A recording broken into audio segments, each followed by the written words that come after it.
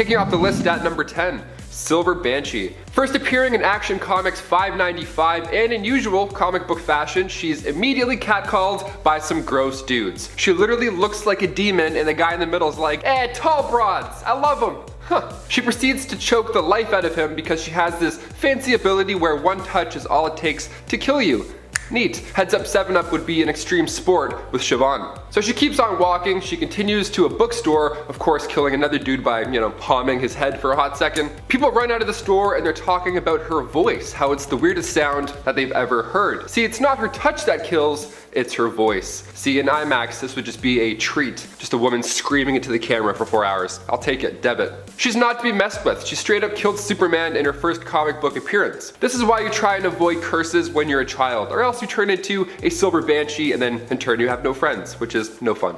Number 9, Knockout. First appearing in comics with Superboy Volume 4, Knockout was a dancer working at a club called the Boom Boom Room. It's clear right off the bat that she possesses super strength. But she was having fun at this club. She saw Superboy on TV and thought that he was a little cutie. In fact, she actually doesn't believe that Superboy has ever met a girl like her in his life. And she's probably right. She fought Superboy a bit because she was into it, but later on she was much more of a threat when she joined the Suicide Squad for missions against the crime cartel Silicon Dragons. Once issue 2 rolls around, flirting turns into something pretty serious. She's fighting Superboy and she says that she's glad that she lives here now. Here, so where did she used to live? Well, she used to live in Apocalypse. Fun fact, she was also one of Granny Goodness's female Furies, but after Big Barda left with Mr. Miracle, she too decided that she wanted out. And she was punished for this, of course, so she got chained up to the walls of the fire pits, but eventually she broke free. The second she broke free, she leaped into the fire, and then she was transported via boom tube to Hawaii. Number 8, Mephisto. On that note, the Marvel Cinematic Universe does feel like it's preparing itself to embrace the darker elements of its comic book counterparts, with projects such as Doctor Strange and the Multiverse of Madness and Moon Knight out and about, and Blade on the way with the Black Knight semi-introduced, not to mention the Dweller in Darkness and Shang-Chi. The MCU is getting a darker side, and what's darker than some demons? And if we're talking demons, why not start with one a few of us thought was going to be showing up in the Loki show? Mephisto is the perfect villain to anchor that hell on earth conflict that seems to be coming for Doctor Strange and the other characters who also happen to be a part of the Midnight Suns, a team of mystically powered occult fighters. It would be a unique villain for the Avengers, or maybe an MCU Midnight Suns team to face. Number 7, Chthon. Last on the list of possible demons would have to be the Elder God Chthon. As the Earth's first black magician, he would make an excellent Doctor Strange villain, or even a mystical based threat like Mephisto or Nightmare. More than that though, he was the creator of the Darkhold, that dark magical book that first showed up in WandaVision and then more recently in the Multiverse of Madness, where it corrupted the Scarlet Witch. Funnily enough, something similar happened in the comics too, only the Darkhold corrupted Wanda for the express purpose of releasing Chthon into the world. In the Darkhold story, it is Wanda who does eventually defeat Chthon with the quote-unquote help of Doctor Doom. And given her recent transgressions in WandaVision and Multiverse of Madness, it might be a nice way for her to redeem her character. Maybe. Number 6, Kang the Conqueror. Jonathan Majors will portray the notable villain of Kang the Conqueror in Ant-Man and the Wasp: Quantumania for the first time outside of the Loki series. But there's no way a villain of this threat level will stop there. Kang's advanced tech, large intellect, and ability to time travel means he can make intricate plans to attack enemies before they even know what hit them. One great story for the MCU to draw upon is Kang War. Now many fans wondered why the Avengers did not simply go back in time and de-life Thanos as a baby in Avengers Endgame, as kind of a joke, but this story follows up on that idea, but with a villain that can combat it. Kang's retaliation by going around attacking baby versions of the Avengers and erasing them from existence is an even darker version of the blip. Sam Wilson, Jane Foster, Peter Parker, and the daughter of Hank Pym and Vision are all members of the current Avengers roster and all play a part in the story. In addition to new faces we know are coming like the Black Knight. Not only do the heroes match up, but it also provides an epic and compelling story about Kang, properly demonstrating the power that Kang wields while showing his influence on history. Number 5, Doctor Doom. Once Marvel announced a Fantastic Four film was on the horizon, they pretty much confirmed that we would see Doctor Doom, one of the most famous supervillains in Marvel's lineup. It's incredibly unlikely that they'd leave him out of the new adaptation. Although Doctor Doom was introduced as a Fantastic Four foe, he has the resources and power, both magical and technological, to take on the current MCU Avengers. easily. We can also easily see Earth's mightiest heroes meeting the MCU's Doom within the next few years. There's even the possibility of Doom becoming the next big bad of the MCU. Kevin Feige has been dropping some not so subtle hints about the possibility of secret wars taking place within the MCU, and no matter which version they adapt, Doctor Doom is a crucial character in all those stories. Personally, I hope it's the 2015 version, as we have already heard mention of the incursions from Reed Richards, and with the sacred timeline going into complete upheaval, it's possible that could be in an incursion starting event. Just give me God Emperor Doom already! Number 4. Magneto. It's hard to imagine Marvel introducing the X-Men into the MCU without also introducing Charles Xavier's #1 frenemy, Magneto. Magneto is such a key and imposing villain in the comics. He has been portrayed twice on the screen, with Michael Fassbender and Ian McKellen killing it both times. Furthermore than just the popularity of the character and the necessity for him to appear opposing the mutants, some insider gossip and possible rumors suggest that Magneto will be teaming up with none other than Doctor Doom in the 5th phase of Marvel. And not only does that completely make sense,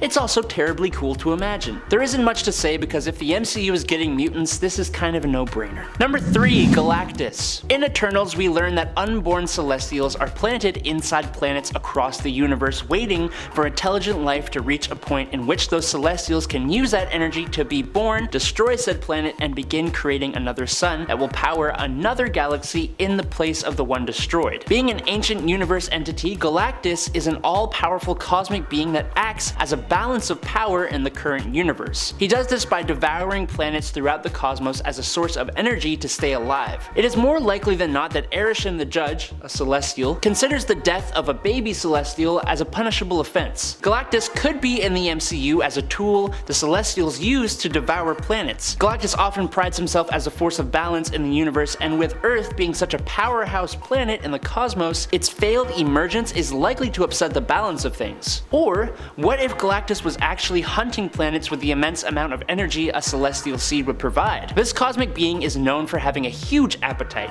that can only be satisfied by consuming the energy of planets. With certain planets, including Earth, hosting a celestial seed inside of them, a Herald of Galactus could view it as a great source of energy to keep Galactus fed. And that's not even mentioning the Fantastic Four. They're also famous for doing battle with Galactus. He also shares a connection with another famous Marvel character. There are lots of reasons he could show up. Number 2. Apocalypse. When we were talking about Kang, we talked about how he traveled through history. Well, speaking of characters who had roles in history, one of Kang's time-displaced alternates is called Rama-Tut, who was a pharaoh in ancient Egypt, and he had a bit of a backstory that involved another major villain, the ancient proto-mutant Apocalypse. More than his connection to Kang and the mutants, Apocalypse is also empowered with ancient celestial technology, and the Celestials have had more than a few mentions throughout the MCU, with a major role in the Eternals movie. Also, this major villain is arguably as powerful, if not possibly more powerful, than Thanos in different ways. Actually, speaking of Thanos, Apocalypse may be a bit too much like the Big Chin in terms of stature and the fact that he has his Horsemen of the Apocalypse like Thanos has the Black Order, but he has so much more to offer than that. I also think we gotta get a live-action redemption for this villain after the kind of bad Age of Apocalypse X-Men movie from 2016, but that's just my opinion. Number 1. The Beyonder. The original Secret Wars series, initiated by Marvel Comics in the 80s, was spearheaded by a cosmic entity known as the Beyonder, who observed the multiversal heroes and villains and,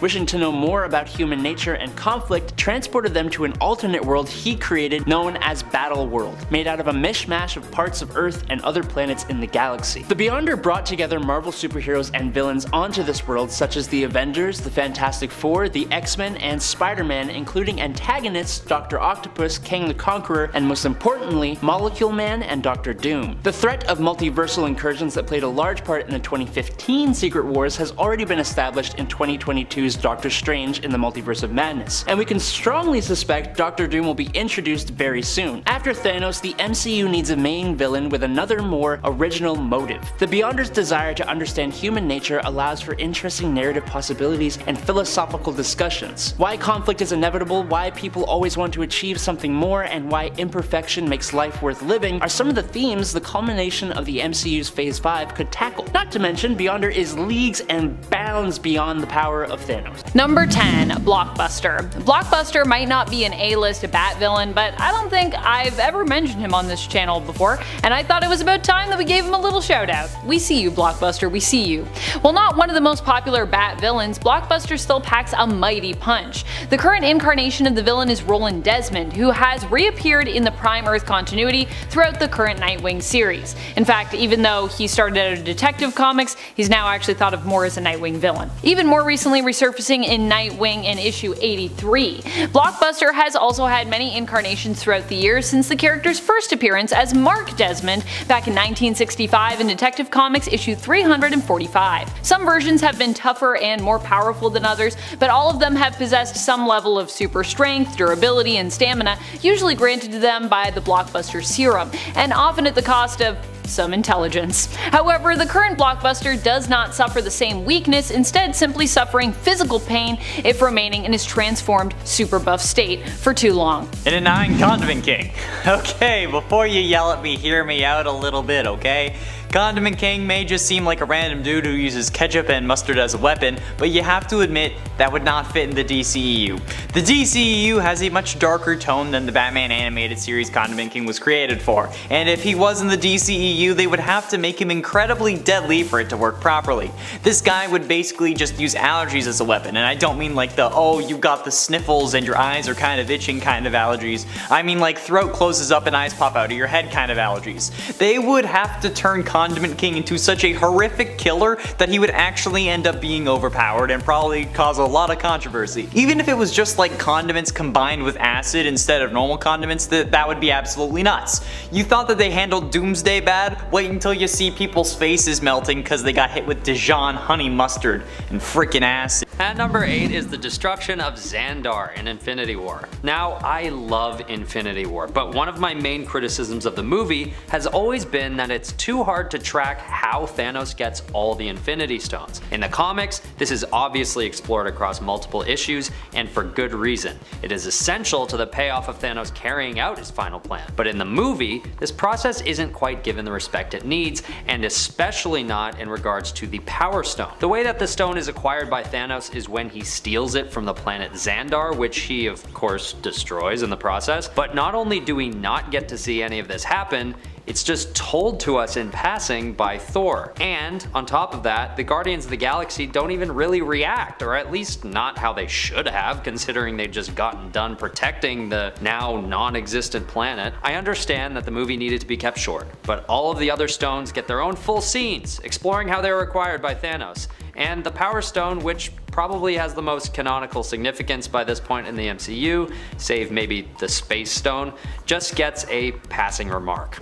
All I can say to that is, well, rest in peace to the Xandarians. Number 7, Hulk fighting Iron Man. The question of which heroes the Incredible Hulk can defeat is always an incredibly fun topic. It usually plants incredible scenarios of some of the strongest beings in comicdom, but one person who is often overlooked is Iron Man. Now granted, in the comic universe there is almost no chance that Iron Man will come out on top in a fight against the Hulk. It may be a long fight depending on the Stark tech being used, but I digress. The MCU gave us a good look at why Iron Man is no pushover when it pitted a raged off the hinges Hulk against the newly unveiled Hulkbuster armor created by Tony Stark. This fight is awesome. First off, the high octane speed of it keeps it engaging literally the whole time. Secondly, it perfectly shows how much of a threat the Hulk can actually pose and how absolutely terrifying he actually is.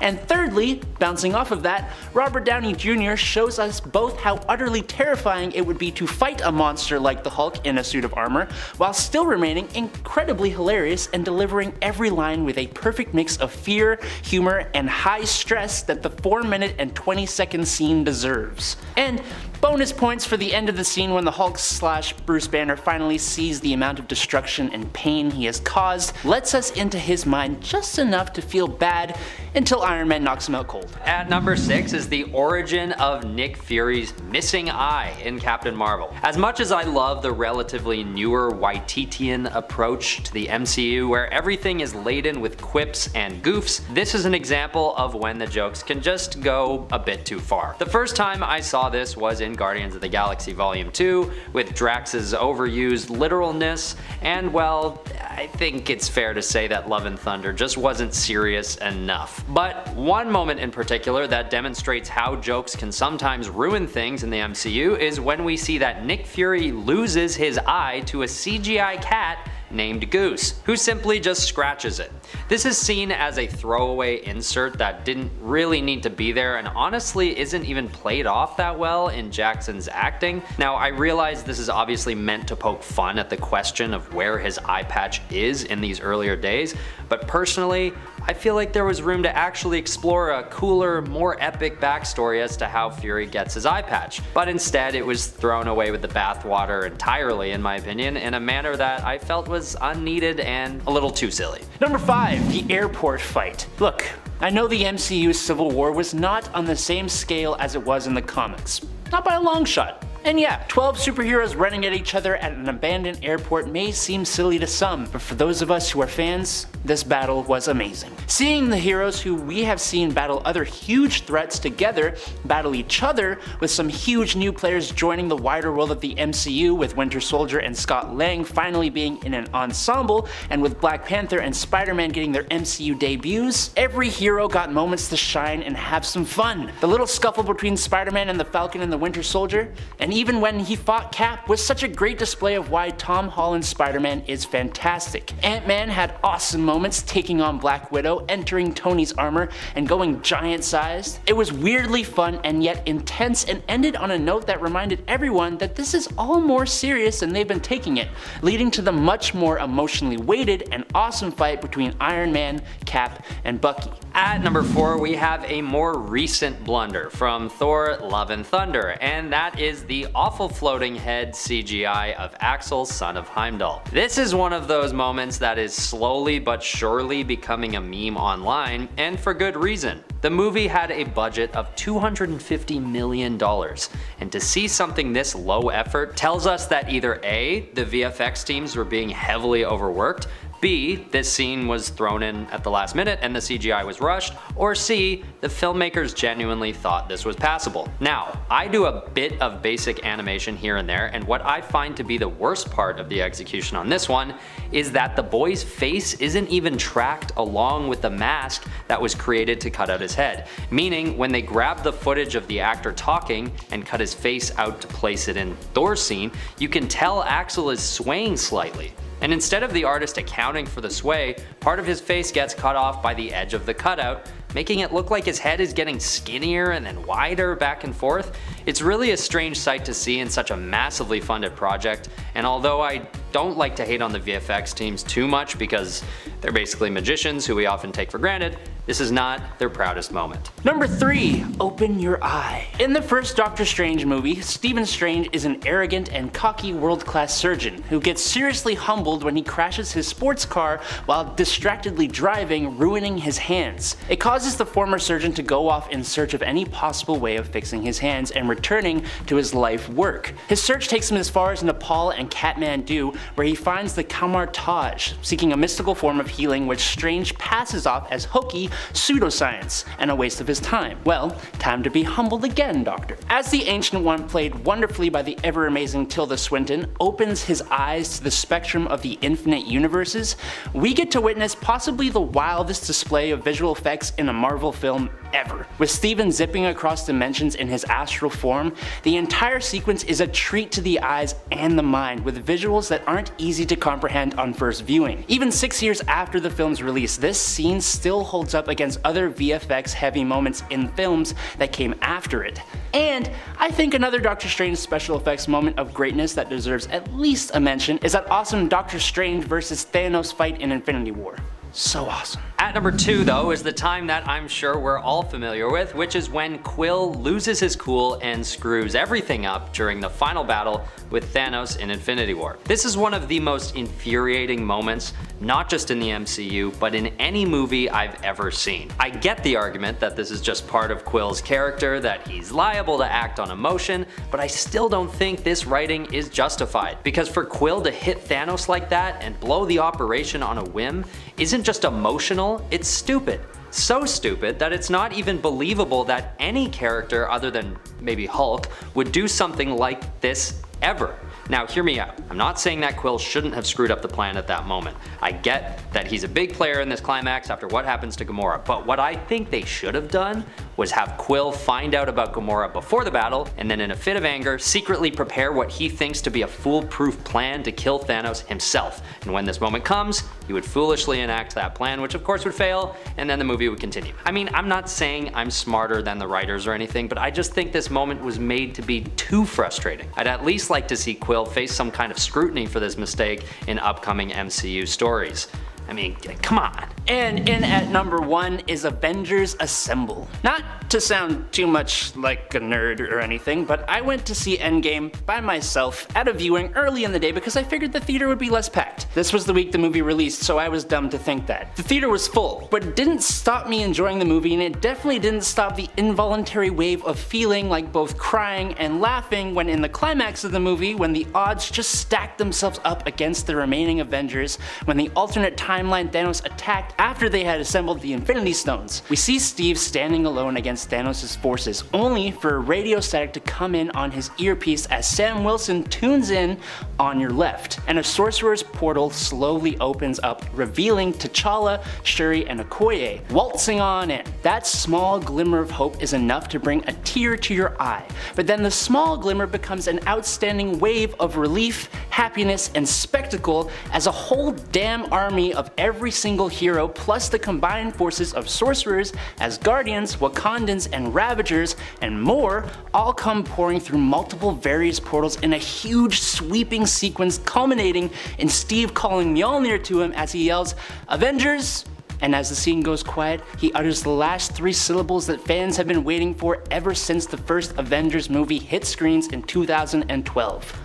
Assemble. Sparking one of the most awesome battles in MCU history. I literally had goosebumps just typing this. At number 10, we have Felix Faust. Although he's more of a classic character that might come off a bit campy, I think he still deserves a spot on the list. One of the reasons for that is that Faust would be a perfect candidate for the DCEU to explore the world of magic that exists in the comics, considering his power set. Felix Faust is able to access certain magical powers through his demonic familiars, giving him telepathy, summoning the dead, illusions, and much more. This could offer DC a way to cash in on the interest that the public clearly has for magic powers after the success of Doctor Strange and Scarlet Witch in the Marvel Universe, although in this case the character would be a villain. And despite the fact that he looks kind of cartoonish, we've seen comic adaptations modernize or cinemify, if you will, crazier characters before. At number 9 is Prometheus. What's unique about this entry is that Prometheus doesn't actually have any superpowers, which could be a cool opportunity for DC to explore the human side of a villain, like Marvel did with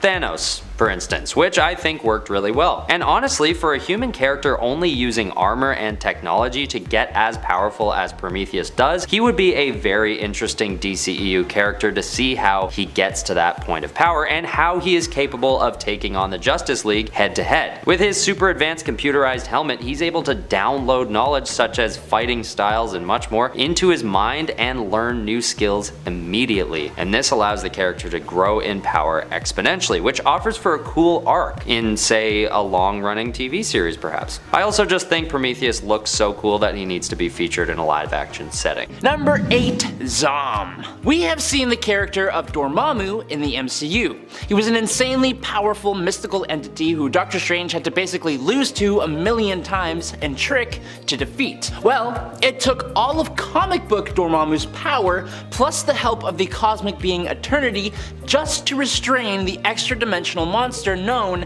as Zom, with the magical links of living bondage and the crown of blindness. And with these tools, these massively powerful beings only managed to trap Zom in an amphora, in a world beyond all worlds, in a time beyond all time. Well, when Umar, the sister of Dormammu, invaded Earth and Doctor Strange could not defeat her, he needed some way to put her down. The Ancient One told Doctor Strange about Zom, and Doctor Strange decided that he was going to unleash the monster to easily defeat Umar. Now, I don't know know why the Ancient One thought this would be a good idea, because now, being free and not wanting to go back, Zom turned on Doctor Strange. Zom is so powerful that there was absolutely nothing that Doctor Strange could even do. Even if all the reality warping heroes and all the Avengers combined forces, they would not be able to defeat Zom. It took the power of the living tribunal, the representative of the one above all and the judge of the multiverse, who had not even been seen in Marvel Comics before this point, to just whisk him away. The tribunal then scolded Doctor Strange for summoning a being who could literally wipe out the multiverse. Zom has no other goal than to completely annihilate and destroy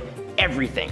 Ever. Now, Strange has since channeled Zom in extremely dire situations, and that's the only time I could really imagine the MCU even mentioning his name. Number 7. The Void. Bob Reynolds was granted the power of 1,000,000 exploding suns after consuming the Golden Century Serum, which was a much more potent offshoot of the original Super Soldier Serum. He has photokinetic-based powers fueled by the sun itself that include molecular manipulation, immortality, insane super strength, speed, invulnerability, stamina, agility, reflexes, and senses, flight, teleportation, energy absorption and blasts, psionic abilities, and even reality warping abilities within a small area. He used his powers for the greater good of all, and he was the example of what a hero should be. He had connections to Iron Man, was active during the years just prior to the Fantastic Four's emergence. He became a role model for Spider-Man as well as an ally to the X-Men, and equal to Reed Richards and a friend to the Hulk. The thing about the Sentry is that he's accompanied by a dark persona called the Void.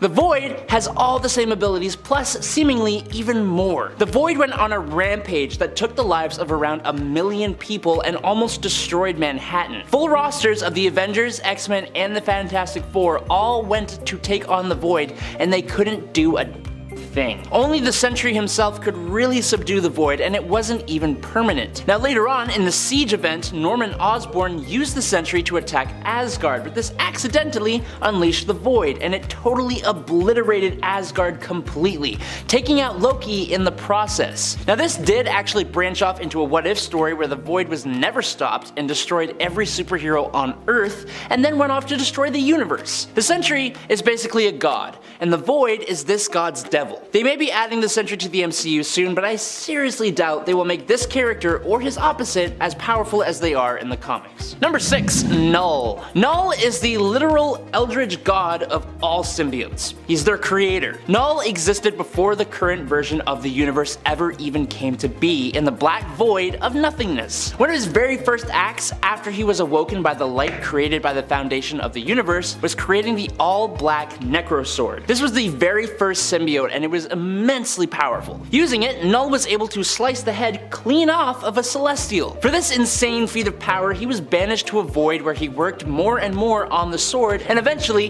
he broke free and went out into the universe with the intent of wiping out various gods until he was defeated and he lost the sword to Gore the God Butcher. And if we want to talk about villains who should have been more powerful in the MCU, he is top of the list. Null then goes on to make more and more symbiotes who all share a hive mind under the control of Null. They eventually rebel and imprison Null inside the symbiote homeworld Clintar, but he is one of the strongest villains Marvel Comics has ever shown us. He faced off against all the Earth's heroes and nearly won. He has awoken, enslaved, and controlled Celestials, and even defeated the Sentry, ripping him in half and absorbing the Void. The only thing that defeated him was Eddie Brock's Venom wielding the Unit Power, aka Captain Universe, the protector of the universe, and the opposite to everything that Null represents. Number 5. Molecule Man. While attempting to fix an atomic-powered device, a 1,000,000,000,000 accident occurred, bombarding Owen Reese with radiation and transforming his body. Now, this man, Owen Reese, was the most powerful being in the entire multiverse. The accident also caused a minuscule hole between Earth's dimension and another,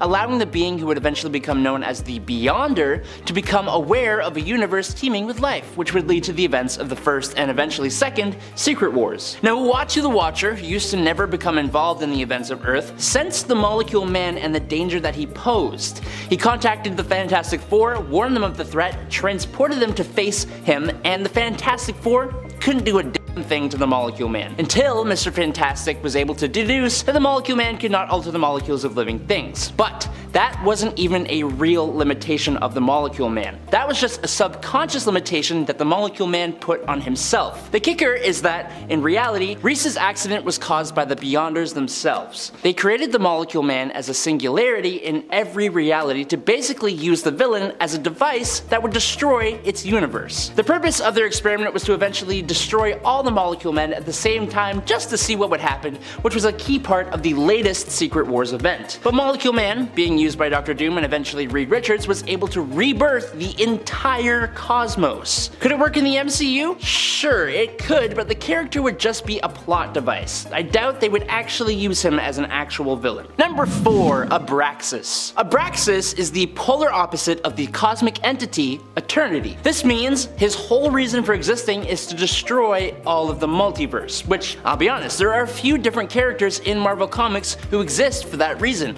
and funnily enough, a bunch of them are on this list. But Abraxas is also tied to the incredibly unstoppable cosmic entity Galactus. Whenever Galactus would consume a planet, it would keep Abraxas in check. So, when Galactus was destroyed in a story called Galactus the Devourer, Abraxas was released and begins his path of ultimate destruction. As a cosmic entity, Abraxas' powers are essentially limitless, and his whole existence is kind of important to the universe, which means he can't really be taken out like a normal villain can. So the question of how he was defeated is kind of important. In Fantastic Four number 48 to number 50, we learned of an incredibly powerful weapon called the Ultimate Nullifier. It was used back then to threaten Galactus and stop him from destroying the Earth. Reed Richards ended up using the Ultimate Nullifier to essentially rewrite reality, remaking it so that Abraxas just never existed. Abraxas is so unstoppable that we essentially needed a Deus Ex Machina just to defeat him. I think that if he was in the MCU, that's probably the only way they could make the story work, but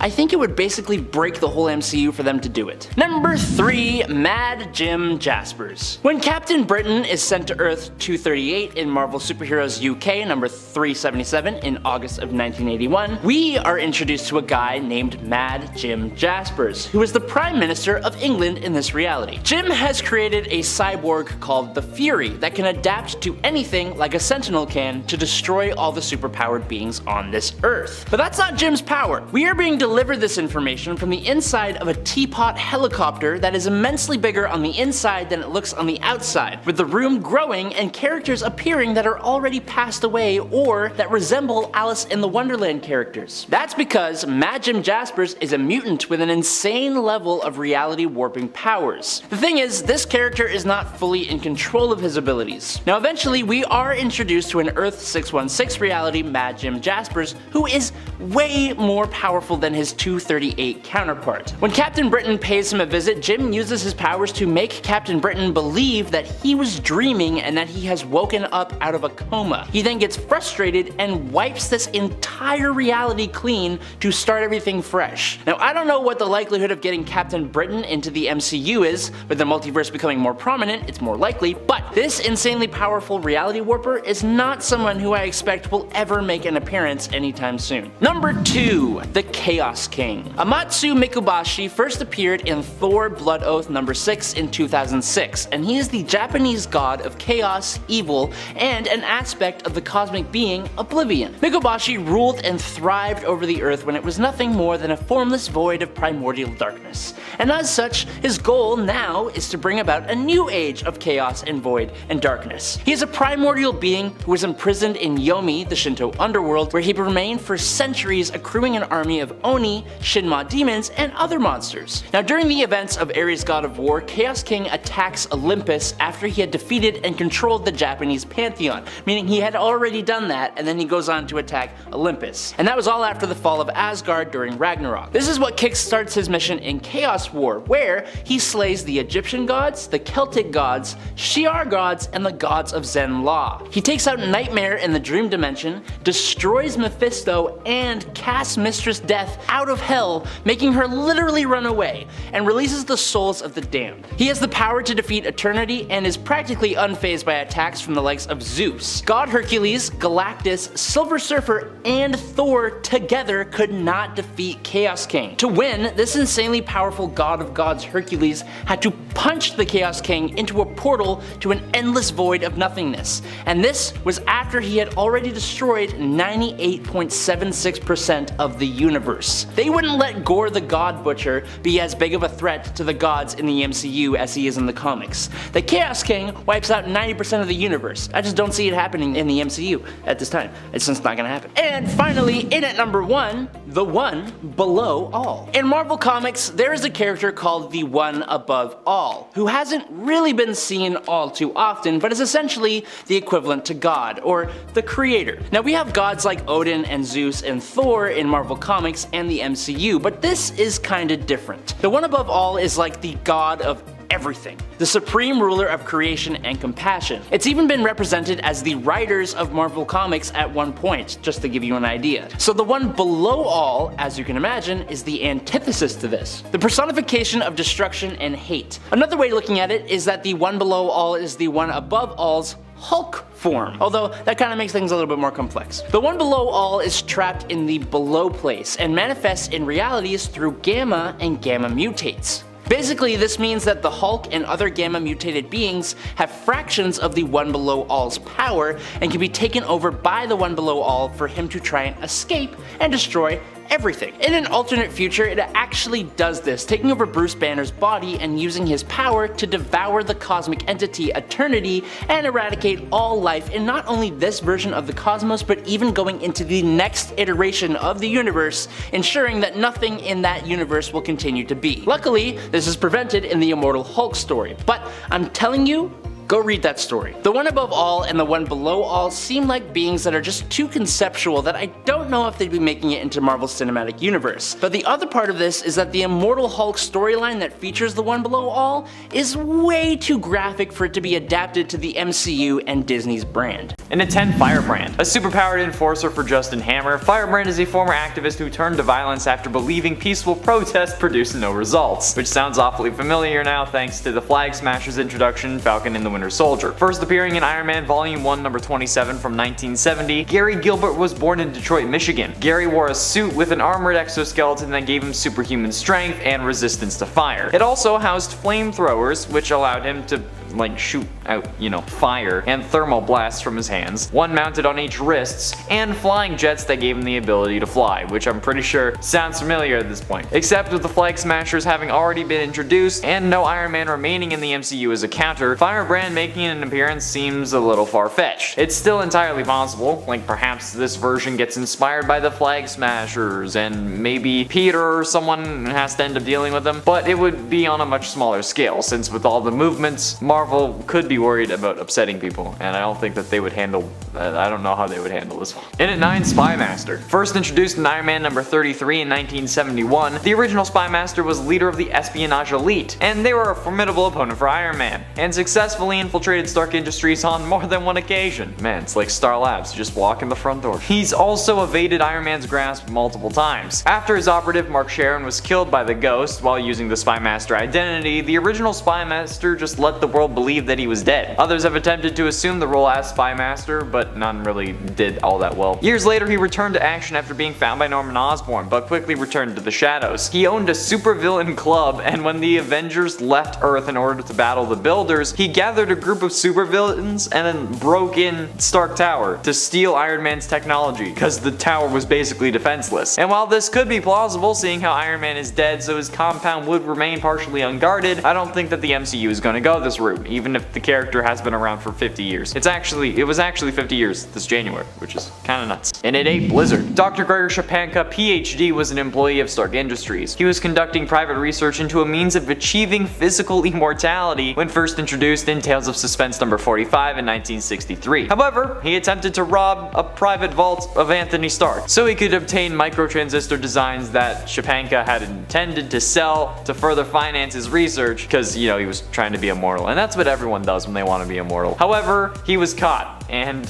unsuccessful, because, It was stupid. I guess he didn't have the Thieves Guild training like I do. Like, I mean, I'd show the tattoo, but I have like a full sleeve on and a suit, so I can't really, but still. Anyway, he was brought before Stark, who then fired him, understandably, because, you know, he tried to steal from him. Subsequently, Shapanka also created a suit that could generate intense cold, which he had hoped to slow his own aging process. He then started using the suit and its abilities to commit crimes in order to, you know, get more money to fund more research, because, you know, everyone needs that villain. Doc Ock, Jack Frost. Well, I mean, the news media had called this new criminal Jack Frost, which is an insult to the man who played Jack Frost in the Santa Claus 3, who also played Mr. Honeywell on How I Met Your Mother. Anyway, he later changes his name from Jack Frost to Blizzard, and eventually the suit comes into the hands of Donnie Gill, who assumes the title in 1987 after Gregor's death in The Amazing Spider-Man Annual number 20 in 1986. And it's 7 Crimson Dynamo. Technically, in a sense, Crimson Dynamo was already introduced into the MCU. However, his actual name of Anton Vanko was introduced to the MCU as the father of Whiplash, which I think just proves my point alone as to why Crimson Dynamo is too powerful for the MCU. First introduced in Tales of Suspense number 46 in 1963, the Crimson Dynamo's armor was equipped with an array of miniature electrical generators that allowed him to generate and manipulate electrical fields for a variety of effects, including but not limited to electrical blasts, electrical override, and a disruptor field that could be used to scramble electronic devices. Wonderful. The character was so strong that they had to make a new character named Ivan and make him Whiplash, who was introduced into the comics in Iron Man vs. Whiplash, but in the comics, he was also named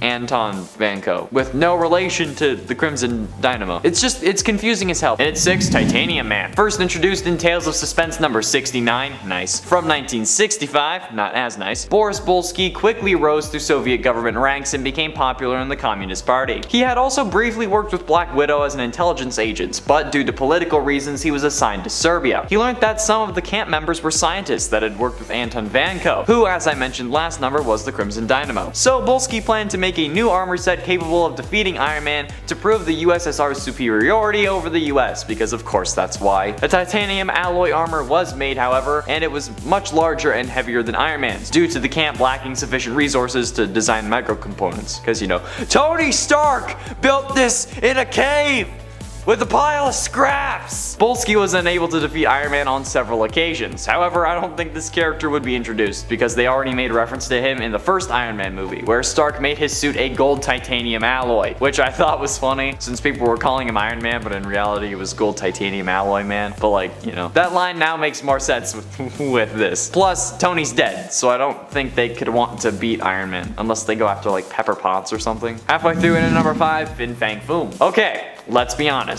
Most of the supervillains that heroes fight are at least similar to them in some way. Most of Iron Man's villains have some form of robotic suits like his, but less efficient. Spider-Man's are mostly animal themed. However, when Iron Man went up against an actual fucking dragon, we all seemed a little bit confused. That's Fin Fang Foom for you, ladies and gentlemen. Okay, well, he's not an actual dragon, but for a while, the Mandarin, who was working with Finn, did actually believe that he was a dragon of myths and legend. The two together ended up conquering a third of China, and honestly, that's kinda nuts. However, it was revealed that Finn was actually an alien and that his fellow aliens were coming to conquer Earth, resulting in Mandarin having to team up with Iron Man and War Machine to stop it. I'm sure Mandarin regretted this decision after he found out that, you know, he's an alien. I don't think the MCU is going to introduce Finn, at least yet. But honestly, I don't know anymore with the whole multiverse, and now there's more happening, and like a dragon turns out to be an alien. It's par for the course at this point. But I think that Fin Fang Foom is a little too much for the MCU.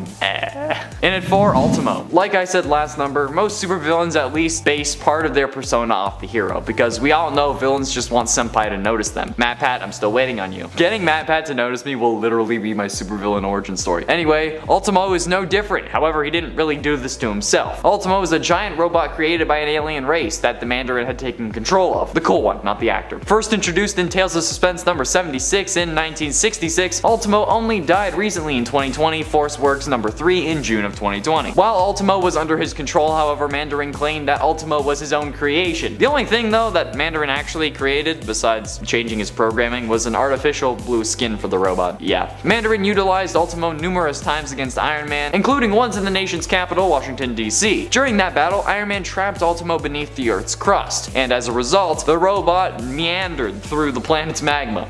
And you know what that caused him to do? Not melt, but absorb more power. Years later, when Iron Man was in battle with like a rock creature who was called the Earth Mover for some reason in California, Ultimo re-emerged without his blue skin, significantly taller and much more powerful. He vaporized the Earth Mover in a second and destroyed a remote unit of Iron Man, and then went on just destroying everything he could. So safe to say it's probably a little too much for the MCU. Getting close to the end, in number 3, Count Nefaria. Count Lucino Nefaria was the descendant of a long line of Italian noblemen, and he inherited a vast fortune. If only. Introduced in Avengers number 13 in 1965, damn, these guys are old, Nefaria was fascinated with technological advances, and throughout his life commissioned scientists to create inventions that were far in advance of their current scientific standing. After allowing himself to be experimented on though, Nefaria was granted absurd levels of super strength, speed, and energy projection strong enough to make him a danger to any and all superhero teams. That's why Nefaria was introduced as a generic Marvel Universe villain in the Avengers instead of just an Iron Man rogue, and has had several run-ins with both the Avengers and the X-Men. And while we've had some powerful adversaries in the MCU, I think that at this point, the super strong, fast, and energy projecting Count Nefaria is going to be saved for another Avengers movie at least, or maybe even a new big bad if they get that far. But I think that it's probably going to be a little much. Penultimately, in at number 2, the Mandarin. Okay, so while the Mandarin might technically have been introduced in Iron Man 3, he was used as a MacGuffin. The Mandarin wasn't actually a villain. He was just an actor who was covering up the actions of Aldrich Killian and AIM, since Mandarin's iconic 10 rings hadn't been introduced yet, which is kind of proof enough as to how the Mandarin was too powerful. And then comes the latest MCU installment, Shang-Chi and the Legend of the Ten Rings. You've got to be kidding me. I'm actually upset that they introduced these because it totally ruins the ability to correct the Mandarin. You can't introduce the correct Mandarin now, unless they end up using the name because they were inspired or something, but at this point it's been so long that it wouldn't really make any sense. The McLuhan power rings grant the Mandarin insane powers, like manipulation of atomic and molecular structures, beams of force, vortex generation, disintegration beams, creating areas of darkness, lighting fires from a distance, mental manipulation, electrical blasts, and intense cold and ice control. How is this not the next big MCU big bad? Because he's too powerful. They literally had to make it Kang, because they're like, oh, we're gonna introduce the 10 rings, but oh no. No. Finally, in at number 1, Temujin. Temujin is actually the son of the Mandarin, who ends up inheriting the 10 rings, which already makes him as powerful as his daddy. However, this in combination with his ability to focus chi to give him super strength makes him even more powerful than his father, even nearly killing Iron Man once and for all, which would have been absolutely insane. So it's safe to say that this guy has to be number 1, since he literally has the same powers as the real Mandarin and then some. Hopefully they don't make this guy into an actor or something ridiculous like that. That seems just... Let's get right into the swing of things with number 10, Black Cat. Fans have been waiting for this anti-hero to appear at odds with Spider-Man on the big screen for decades. I personally have been waiting my entire life, but it seems like Marvel has just been sleeping on Black Cat. Well, Marvel, it's time to wake up because Felicia Hardy goes hard. Not to mention the next entry in the MCU Spidey series would be the perfect time to introduce Black Cat as Pete's contentious love interest. Now, I know we all ship Tom and Zendaya, no questions asked, but as for the characters they play, Pete is gonna be starting out with a clean slate as everyone's forgotten who he was. So of course now would be the perfect opportunity to introduce a new Heartbreaker. Not to mention Black Cat's ambiguous nature falls right in line with what Marvel's been doing recently with their moral twists on characters, as we saw Loki star as a hero in his own show while Scarlet Witch's character arc went in the total opposite direction. Not only would Felicia add to the roster of morally questionable characters, but she would also make all of us nerds super happy. If you're enjoying this video so far, you can support the channel by pressing like, subscribing to the channel, and ringing that notification bell. At number 9 is Magneto. After Disney's acquisition of Fox and the film rights for X-Men, it's evident that the mutant heroes will eventually make their debut in the Marvel Cinematic Universe, bringing along their greatest and most complex villain, Magneto. Magneto serves as the philosophical counterpoint to X-Men leaders Charles Xavier. While Xavier views humanity as allies and equals, Magneto perceives them as a threat to genetic evolution. These fundamental differences have fueled a long-lasting war between the two leaders and their factions, adding layers of depth and conflict to the narrative. But what sets Magneto apart is his compelling backstory, which shaped his deep-rooted hatred for humanity. His history, combined with his epic rivalry with Xavier, presents the MCU with a wealth of material to explore regarding this powerful and multifaceted villain. Given Magneto's significance with the X-Men lore, he has the potential to become a recurring antagonist or looming threat throughout multiple films in the MCU. With the introduction of the multiverse and subtle hints suggesting the arrival of mutants, it's only a matter of time before Magneto assumes the role as a major villain in the expansive MCU. Number 8. Mar-Vell. In the comics, the original Captain Marvel was Billy Batson, but the original Captain Marvel in Marvel Comics was a Kree warrior named Mar-Vell. Mar-Vell came to Earth on a mission and took over the identity of a deceased Cape Canaveral scientist named Walter Lawson. While stationed there, he met the base's security chief, Carol Danvers, who he fell in love with. He soon became a superhero, calling himself Captain Marvel, and began protecting Earth, often accompanied by Carol, who went by Miss Marvel, among other identities. He was first introduced in 1967 and was a hero until his death from cancer in 2012. He's come back a couple times briefly, but his mantle has been passed down and Carol became the new and current Captain Marvel a few months later. For the Captain Marvel movie, the decision was made to focus on Carol and to have her be the one and only Captain Marvel in the MCU. A gender-swapped version of Mar-Vell appeared in the film played by Annette Bening, but she was killed off with only a few minutes of screen time. Now, I don't really care about the gender swap, and I've never had any interest in any Captain Marvel who doesn't have the powers of Shazam, but it's always sad when a character who operated as a hero for 45 years is turned into a throwaway character. And if there's anyone out there whose favorite superhero was Mar-Vell, I imagine it would really suck to see them be such a minor part of the movie. Number 7. Scorpion. First appearing in Amazing Spider-Man number 19 all the way back in 1964, Mac Gargan was a private eye who was hired by J. Jonah Jameson to follow Peter Parker around to discover how he managed to get such impressive pictures of Spider-Man. Due to his spider sense, Peter was able to avoid Gargan pretty easily, causing Jameson's scheme to fail. Jameson then paid Mac $10,000 to undergo an experiment that would put him in a green suit with a tail that would grant him the abilities of a scorpion. Jameson hoped to make a hero he could control to take out the webbed menace. Unfortunately, the formula drove Mac insane and he began attacking people, becoming the villain known as the Scorpion. Mac Gargan first showed up in live action in the MCU film Spider-Man Homecoming in a blink-and-you'll-miss-it cameo where he was a career criminal who did absolutely nothing but get knocked out by Spider-Man. But you know, that's fine. Homecoming already had a lot of villains with the Vulture, the Tinkerer, and 2 different versions of the Shocker showing up, and plus, he showed up in the post-credits scene claiming that he was gonna go after Spider-Man next time, but Spider-Man's next movie didn't have the Scorpion, and instead focused on Mysterio. But whatever. But then the next movie obviously had a lot going on, and didn't have time to bring in the Scorpion. But it does feel like a dangling plot thread that they may or may not get to, which is a real shame, because Gargan is played by Michael Mando, who is great in Better Call Saul, and would make a fantastic villain. He ranks pretty low on this list, as there is a chance he'll show up again at some point. Number 6. The Sinister Six. Speaking of Spider-Man villains, let's briefly talk about the Sinister Six. In the comics, the Sinister Six is a team of Spider-Man villains who have come together in order to try and defeat their adversary. It's a staple of the mythos, and Sony has been trying to get the Sinister Six in a movie for years since then. They seem to be charging ahead with the idea of a Sinister Six movie over at Sony that will likely feature Venom, Morbius, Kraven, and the Vulture among others, but we came this close to getting the Sinister Six in a movie that doesn't sound like a total train wreck in the recent Spider-Man Far From Home. Far From Home, as I unfortunately learned from a random TikTok a day before the movie came out in my country, features Tom Holland's Spider-Man teaming up with Tobey Maguire and Andrew Garfield's versions of the character to battle villains from across the franchise's history. We got the return of the Green Goblin, Doc Ock, and Sandman from Tobey's movies, as well as Electro and the Lizard from the Garfield movies. We had 5 villains.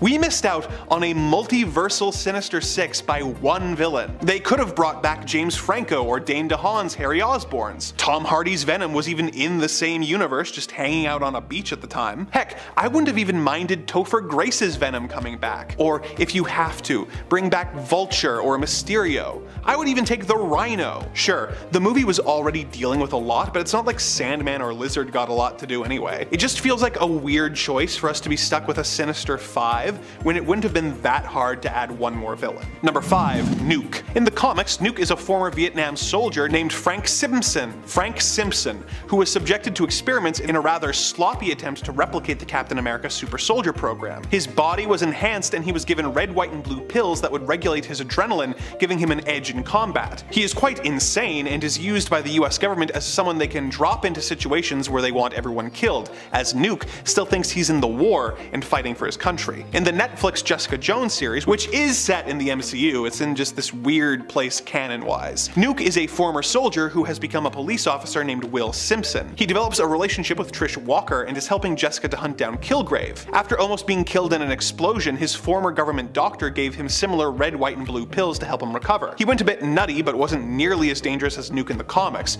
which is already a bit of a waste. What's worse is that at the end of the first season, it seems to be setting him up as a major antagonist for season 2, but when season 2 came out, he was unceremoniously killed 2 episodes into the season. With the canon of the Netflix shows being kinda iffy, and one of Nuke's major appearances, Daredevil Born Again, being adapted into a Disney Plus show, maybe Nuke will finally get his chance to shine. Number 4, the Prowler. In the comics, Aaron Davis is the uncle of the second Spider-Man, Miles Morales. He also operates as the villain, the Prowler, often coming into conflict with his nephew. His story was explored pretty much perfectly in the movie Into the Spider-Verse, but this was not his only big screen appearance. In Spider-Man Homecoming, Spider-Man interrupts an arms deal between a version of Davis played by Donald Glover and ends up saving the criminal's life. Later, Spider-Man webs him to a car and gets information about the Vulture from him, but that is the last we see of Davis. He doesn't give off supervillain vibes at all, and it doesn't feel like they're setting him up as a future villain, although he does name-check Miles, so that's kinda fun. This isn't just a waste of a good villain, it's a waste of Donald Glover, who would be great as so many different Marvel characters. Number 3, Flash Thompson. In the comics and in all of the movies, Flash Thompson is Peter Parker's high school bully. In most versions, he's kind of a jock who will make fun of Peter or beat him up. In the MCU, he's still a bully, but he's more a modern version who will make fun of Peter online and is kind of a loser. I actually like this change. It's how bullying actually works in this day and age.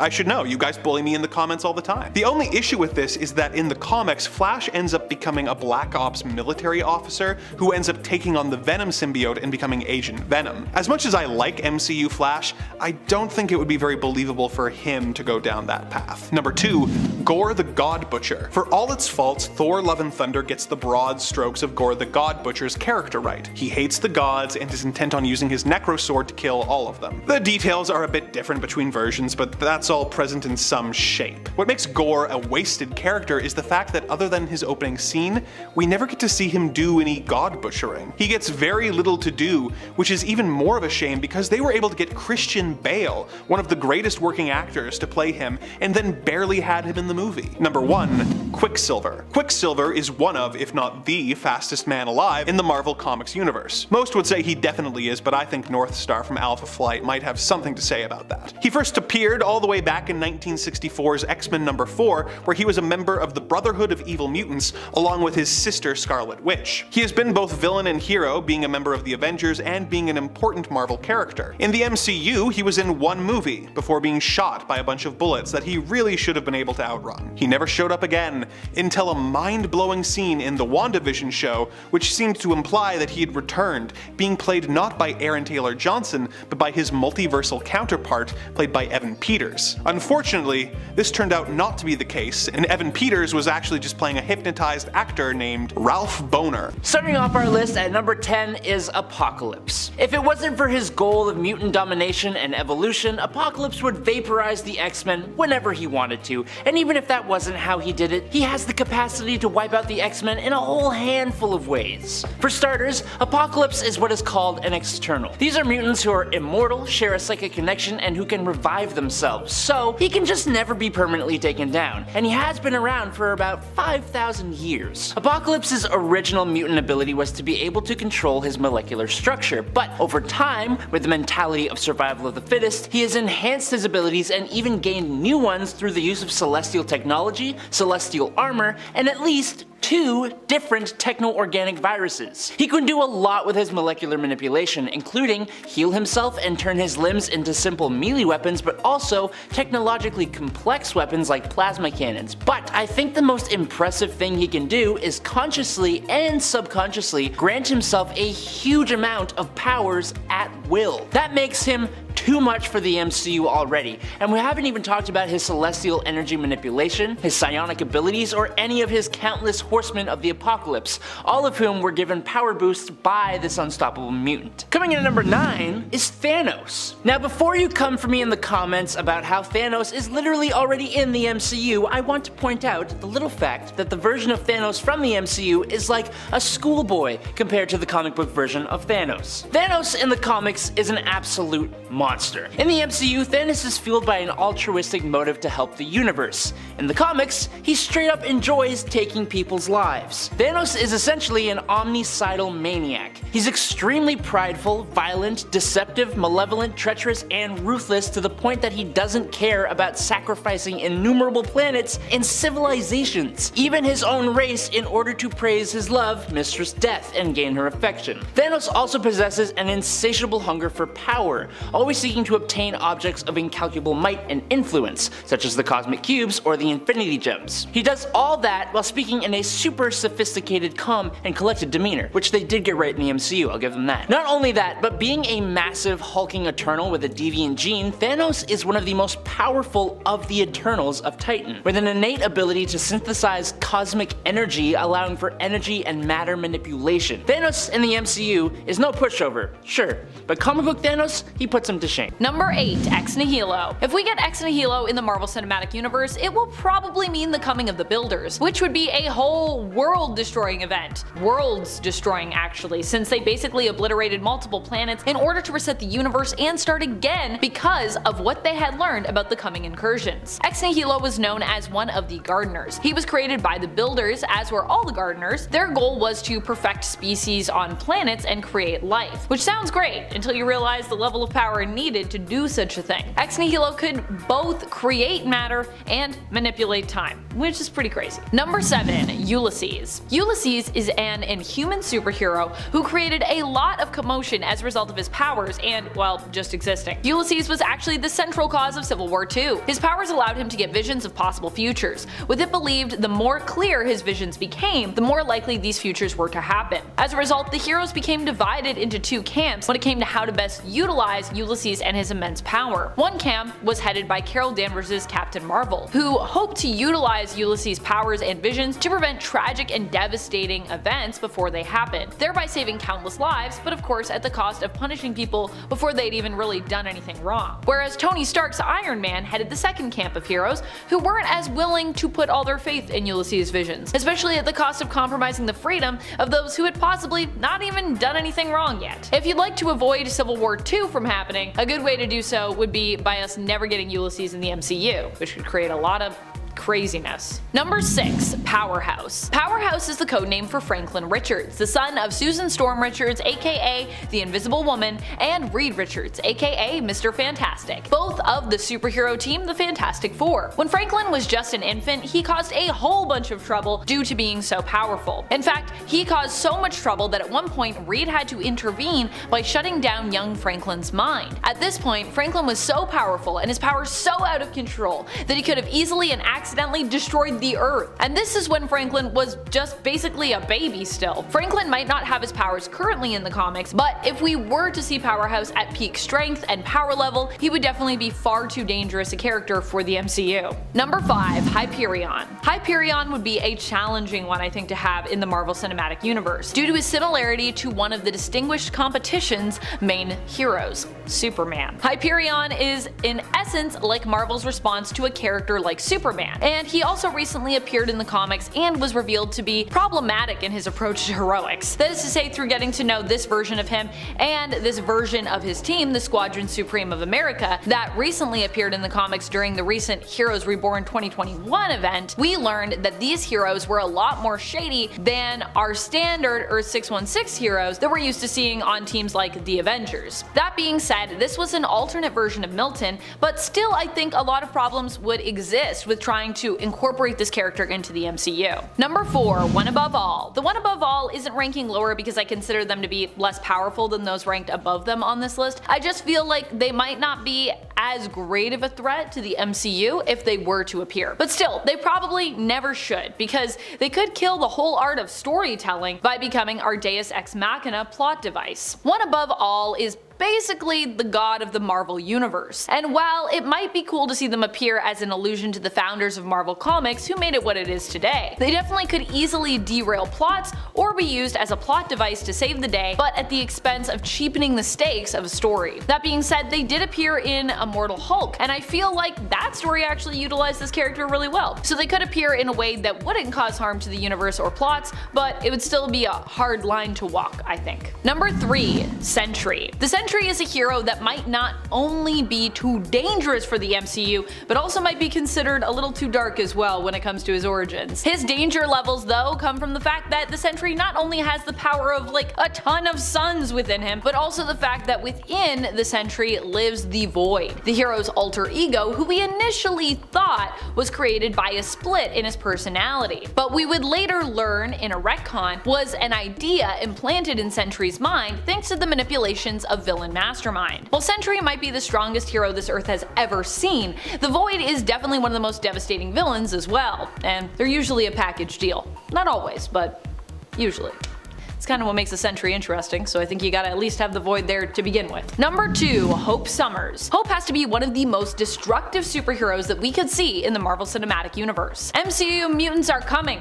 Eventually. Kamala Khan is already implied to be one of them as per the origin story her creators always wanted for her in the comics, but got denied at the time of her creation due to the push of the Inhumans in comics, as you know, the rights to the X-Men and the mutants were all wonky due to Fox's involvement. But now the mutants are back with Marvel thanks to their partnership with Disney, who acquired Fox, and all is well. But not if we get mutants who then get erased from existence by House of M. Hope was originally known as the Mutant Messiah. She was the first mutant baby to have been born since House of M, and her powers put her on another level when it comes to heroics. She can take on the power of any other mutant in her vicinity, and get those powers at peak level and skill set. Add in the fact that Hope's birth also caused an all-out war between the mutants during Messiah Complex, and yeah, having Hope in the MCU would both be challenging and be probably pretty dangerous. Number 1. Squirrel Girl. Despite no longer being fully considered unbeatable thanks to a fight in the Fantastic Four where it's implied that Squirrel Girl was beaten off panel, Squirrel Girl still has beaten a lot of big names when it comes to villains in Marvel Comics, and has also helped to reform some major ones as well. In fact, this is kind of Dorian's like whole secret to success when it comes to beating her foes. She usually does so by befriending them and encouraging them to do and be better, which usually, you know, just defeats them by making them good people. She's inspirational, and hey, it's contagious. And while she has lost once, I think her track record of beating almost all villains she runs into makes her simply too dangerous for the MCU. I mean, almost no one would be able to stand against her. Doesn't matter who shows up, Thanos, Kang, she'd be like, look, why don't we just have a conversation, and then it would all be resolved. Like Black Panther in What If, when he was Star-Lord and he was like, I just had a conversation with Thanos and then we fixed it. Number 10. Betty Ross. In the comics, Betty Ross is one of the most important people in the Hulk's life. They have been in love since before Banner's accident, and is one of the few people who can reach Bruce when he is transformed into the Incredible Hulk. Betty has made one MCU appearance in the often ignored Incredible Hulk film, where she was played by Lord of the Rings alum Liv Tyler. In her one appearance, she managed to portray the mixture of caring for Bruce combined with terror at what he can become that the character needs. But she hasn't been seen on screen since 2008. In the time since in the MCU, Banner has been paired up with Black Widow and has never even mentioned Betty in any of the appearances he has had since. As far as we know, he never reached out to her during the period between Avengers 1 and 2 where the Hulk was largely accepted, or during the years after the snap, where he was able to learn to control the Hulk side of him. The thing that was keeping them apart to begin with. Betty's father, Thunderbolt Ross, has made a few appearances in the years since, but despite this, the character has never been alluded to in any major way since. This is a shame, as in the comics, she is a great character who also becomes the gamma-powered creatures Harpy and Red She-Hulk. With more Hulk and She-Hulk on the way,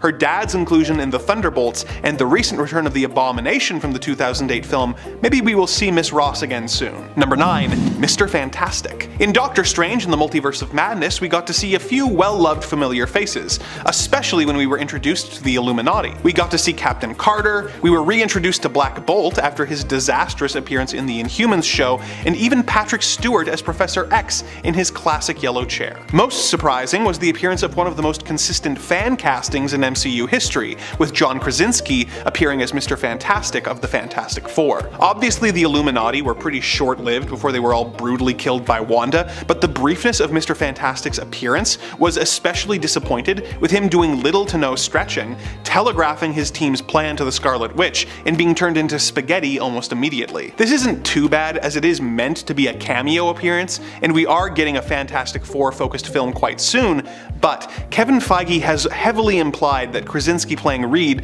was a one-time thing, and that the main Fantastic Four will have a different Mr. Fantastic. If that is the case, and he doesn't at least show up on the Council of Reeds, then I'd rather they had not used him at all. But while we're on the subject, my choice for Reed is Glenn Howerton from Always Sunny, with Miles Teller as the Maker. At number 8 is Galactus. Galactus, the colossal villain who came from the universe that preceded our own, is undoubtedly well overdue for an appearance in the MCU. As the sentient being of immeasurable scale and power, Galactus possesses abilities that surpasses those of numerous Marvel villains encountered by the Avengers. His insatiable hunger drives him to consume entire planets, drawing upon their energy to sustain his own existence. The sheer magnitude of Galactus elevates him to a status akin to that of a deity within the comic book realm, and it's often required monumental alliances and extraordinary efforts to thwart him. Introducing Galactus into the MCU would definitely be an epic undertaking, as the Avengers and the other Marvel heroes would face an unparalleled challenge, testing the limits of their powers, ingenuity, and unity. The sheer scope of Galactus' presence, his limitless power, and the grandeur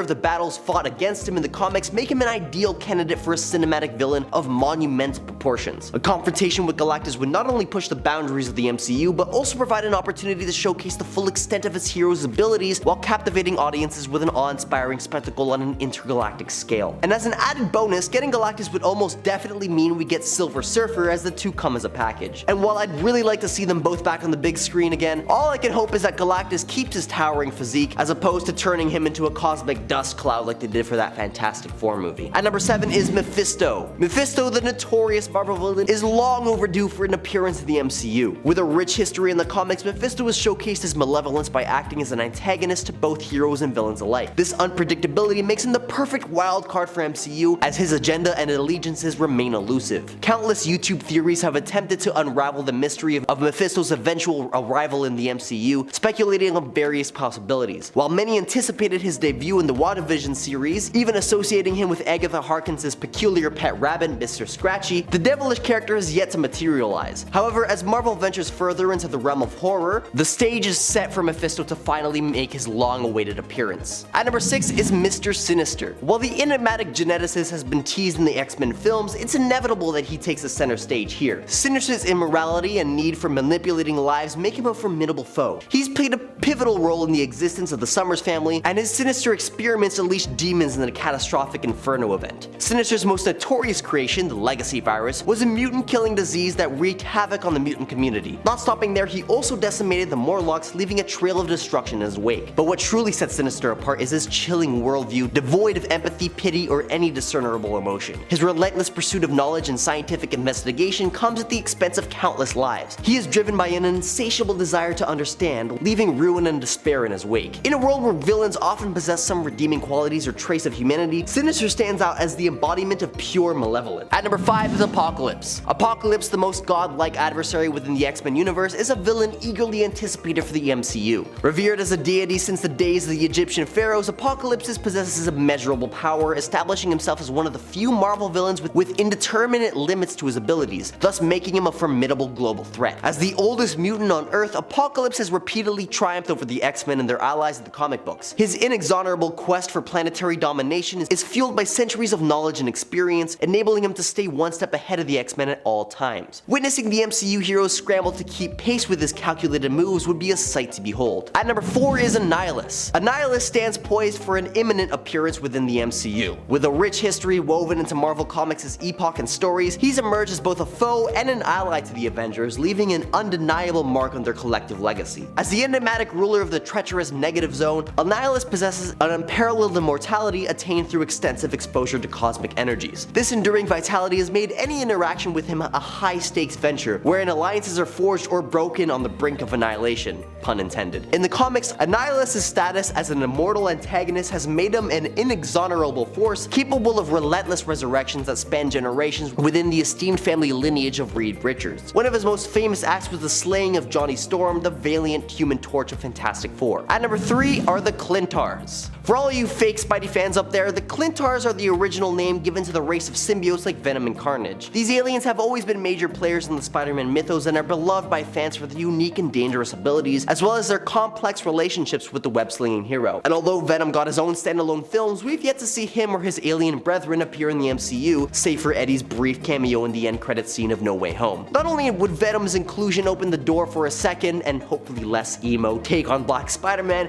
but it will also give us an opportunity to introduce other symbiotes like the fan favorite Carnage or my personal favorite Toxin. And that's without even mentioning Null and his army of freaking symbiote dragons. You heard me right, symbiote dragons. Feige, come on, please make this happen already. At number 2 is Doctor Doom. As news spreads about the upcoming Fantastic Four movie joining the Marvel Cinematic Universe, it's clear that the arrival of the superheroes team's most iconic antagonist, Doctor Doom, is bound to make an appearance. While many of Marvel's prominent villains originate from the cosmic realms, the inclusion of Doctor Doom would introduce an earthbound adversary capable of rivaling the likes of Thanos. Renowned for his intellect, mystical abilities, and indomitable will, Doom possesses the potential to become an unparalleled force of terror within the MCU. Moreover, the character's enduring popularity among Marvel fans guarantees an enthusiastic reception on his on-screen portrayal. Well, almost guaranteed. With his complex motivation, tragic backstory, and grandiose aspirations, Doctor Doom promises to captivate audiences and serve as a long-term nemesis for the heroes of the MCU. Whether plotting world domination, engaging in political intrigue, or harnessing his formidable technological or mystical powers, the inclusion of Doctor Doom would elevate the stakes to inject a fresh dynamic into the ever-expanding MCU, ensuring his reign of dominance is enjoyed by fans for years to come. And at number 1 is Hobgoblin. Now I bet there are a good portion of you who are surprised that Hobgoblin takes the number 1 spot. Well, get this, ladies and gentlemen, what if I told you that the Hobgoblin has been playing a major role in the MCU Spider-Man films since Homecoming? That's right, Hobgoblin is already in the MCU, but he hasn't taken on the Goblin persona yet. And as for all of you fans who still haven't put 2 and 2 together, one of the, albeit many, alter egos of the Hobgoblin in the comic books is none other than our main man, the glorious Ned Leeds, aka the guy in the chair. This adds a whole new level of depth to that time Ned said to Parker, "I promise you, I won't turn into a supervillain and try to off you." Well, ladies and gents, if fans get our way, that quote will have been completely meaningless. In the comics, Ned was brainwashed into becoming a villain by Roderick Kingsley's Hobgoblin, but personally I wouldn't mind if we just skipped Kingsley altogether and went straight to the downfall of Ned, because I think that we could do a lot better than the brainwashing trope. We already got enough of that with Bucky.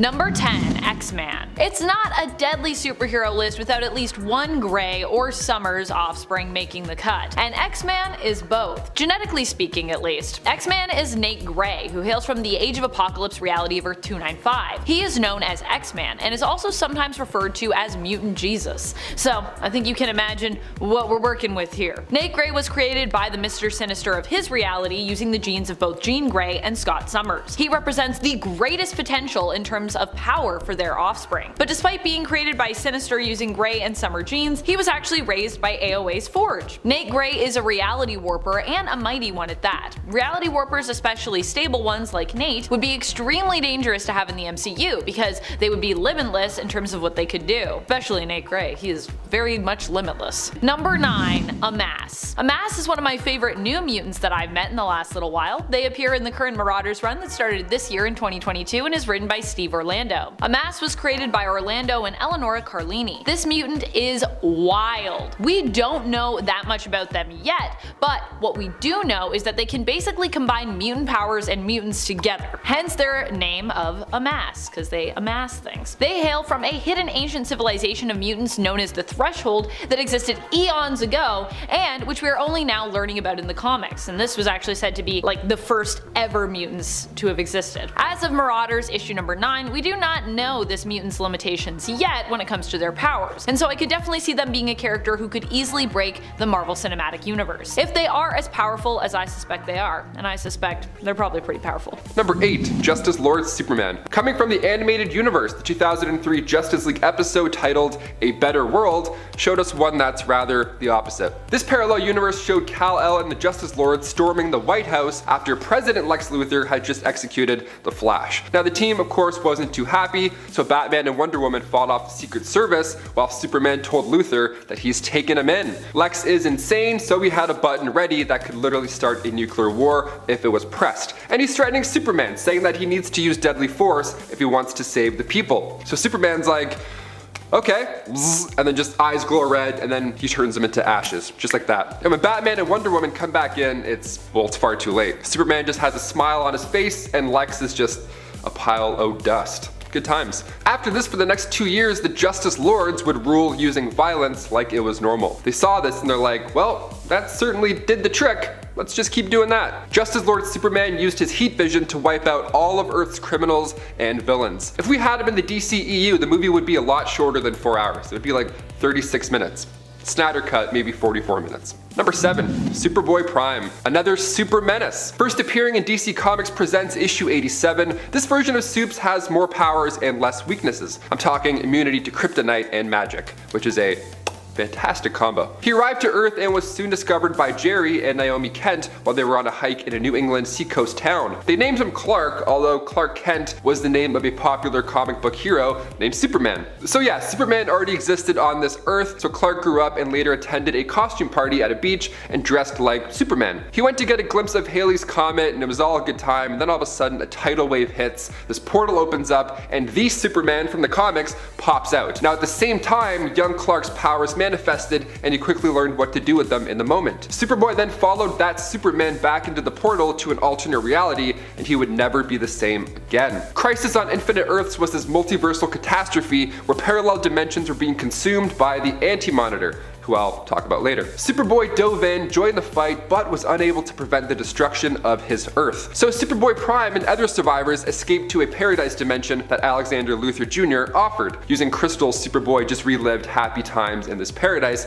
but eventually he got frustrated and shattered the barrier of reality. He literally punched everything apart. He retconned quite a bit in DC continuity. For example, he brought back Jason Todd, he combined Superman's origins, Doom Patrol was now rebooted, and we had numerous incarnations of Hawkman and the League of Superheroes. I feel like DC could use a big bad Superboy Prime punch to clear up the timeline, but hopefully the Flash movie does that, because this guy is just a little too crazy. Number 6. Brainiac. Another close rival of Superman's, Brainiac made his first appearance in Action Comics 242. This guy right off the bat is a very specific villain. He would love to steal cities. Yeah, watch out for your cities, keep them safe, put them under your mattress. He took Metropolis at one point. This guy's wild. He would use his shrinking ray, zoom, shrink your city, and then take them back to his planet. Vril Doc started his days as a scientist, and one day he successfully cloned himself because he needed an assistant, so who better to hire than yourself? He built the spaceship next and traveled to the cosmos, gaining knowledge and studying alien organisms with the help of his robot drones, and during these travels he came across Krypton while General Zod was still running the show. So of course, this dude shrunk down the entire city of Kandor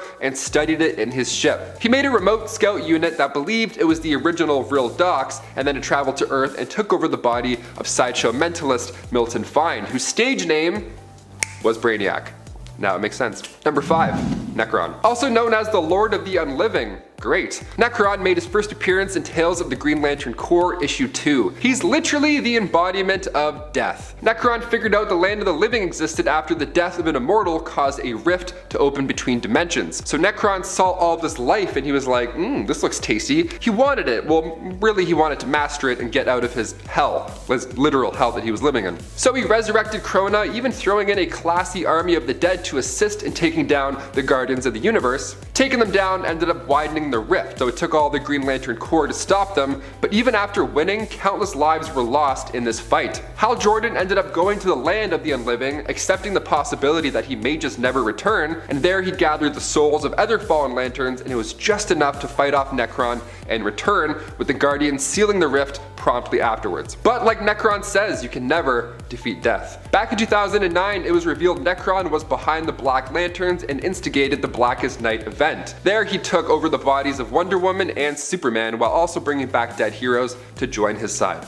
Number 4. Prometheus. Helmets are pretty important, especially in combat, and especially if one helmet in particular gave you the skills to beat, I don't know, Batman. Prometheus first appeared in New Year's Evil, Prometheus issue 1 back in the late 90s, and at first he was just the son of two criminals who traveled across the US, real Bonnie and Clyde style.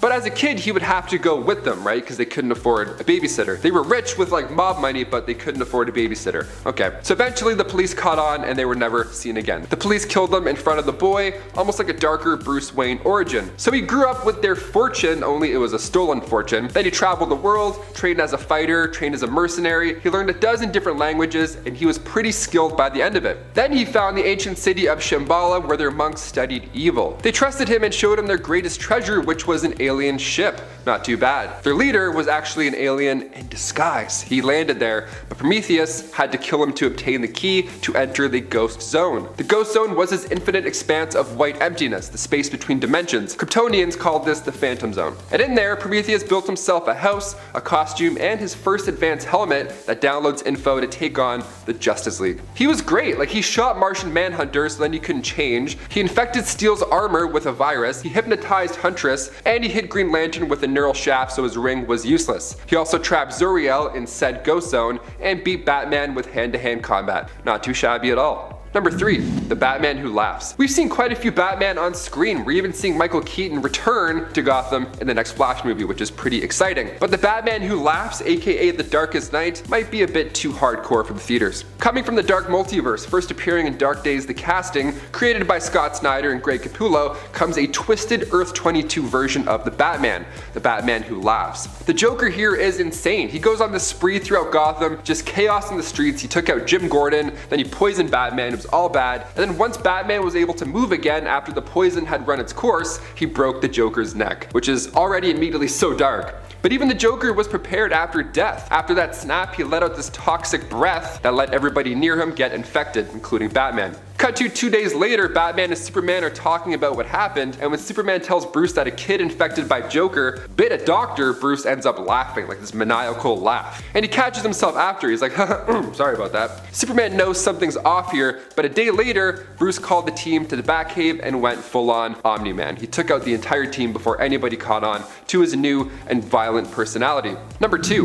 The Anti-Monitor. Making his first appearance in Crisis on Infinite Earths issue 2, the Anti-Monitor was DC's excuse to cut out a lot of fat from the comics, basically. The multiverse was introduced back in the 60s. The Golden Age heroes were residing on Earth 2, and then came Earth 3, and then so on and Danforth. So when Crisis on Infinite Earths came around, DC Comics introduced this big bad cosmic villain to set something straight going forward. Clean up the multiple timelines, makes sense. Now it all started when Krona performed this experiment. They wanted to see the origin of the universe, but instead an opposite universe was created, the Antimatter universe. Anti-Monitor wanted nothing but death and destruction, and after battling his brother for, say, I don't know, 1 billion years, they both fell unconscious. And then 9 billion years later, they were woken up. When they tried to destroy Earth 1, many heroes lost their lives, and in order to stop that chaos, Superman had to punch them into a star. Who knows, with the Flash opening up the multiversal door, we could see him on the big screen in our lifetime. Maybe.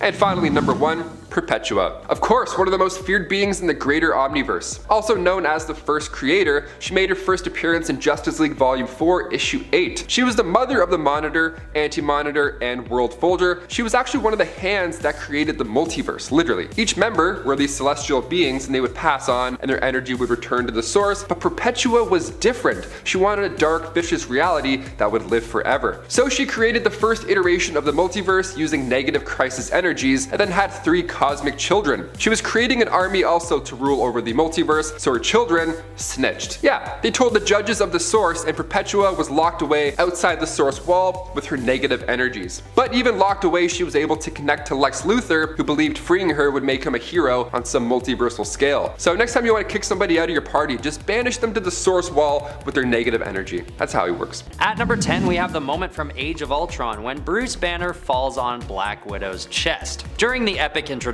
to Ultron, what was going to be an epic high-stakes battle becomes a little less cool when they throw some cheap slapstick into the mix.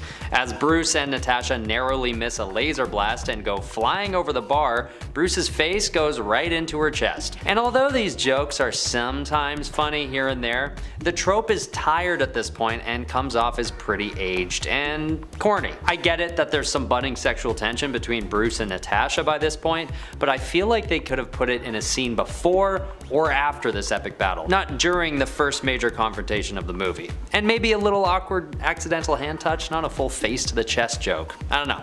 That's just me. Number 9. I Am Iron Man.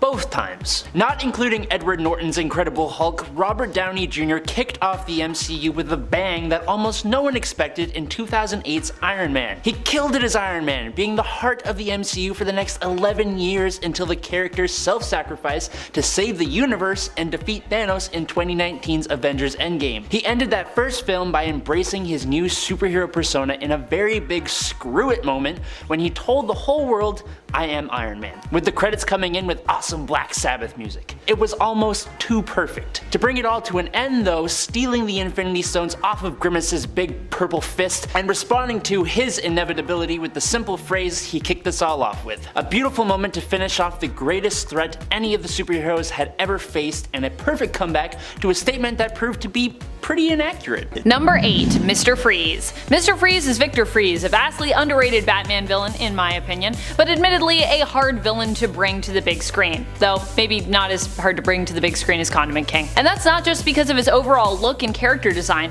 but because of how capable he can be and how powerful he is. Mr. Freeze is one of the few Batman villains who actually possesses powers and isn't just a deranged criminal. Of course, he is still a deranged criminal. Mr. Freeze in current continuity is also a deranged scientist, who from an early age seemed to have a fixation with the cold and cryogenics. This fixation likely existed because of key tragic moments that had happened when he was younger, also taking place in and around the cold, such as his father abandoning him and his mother's fatal injury and later death at his own hands.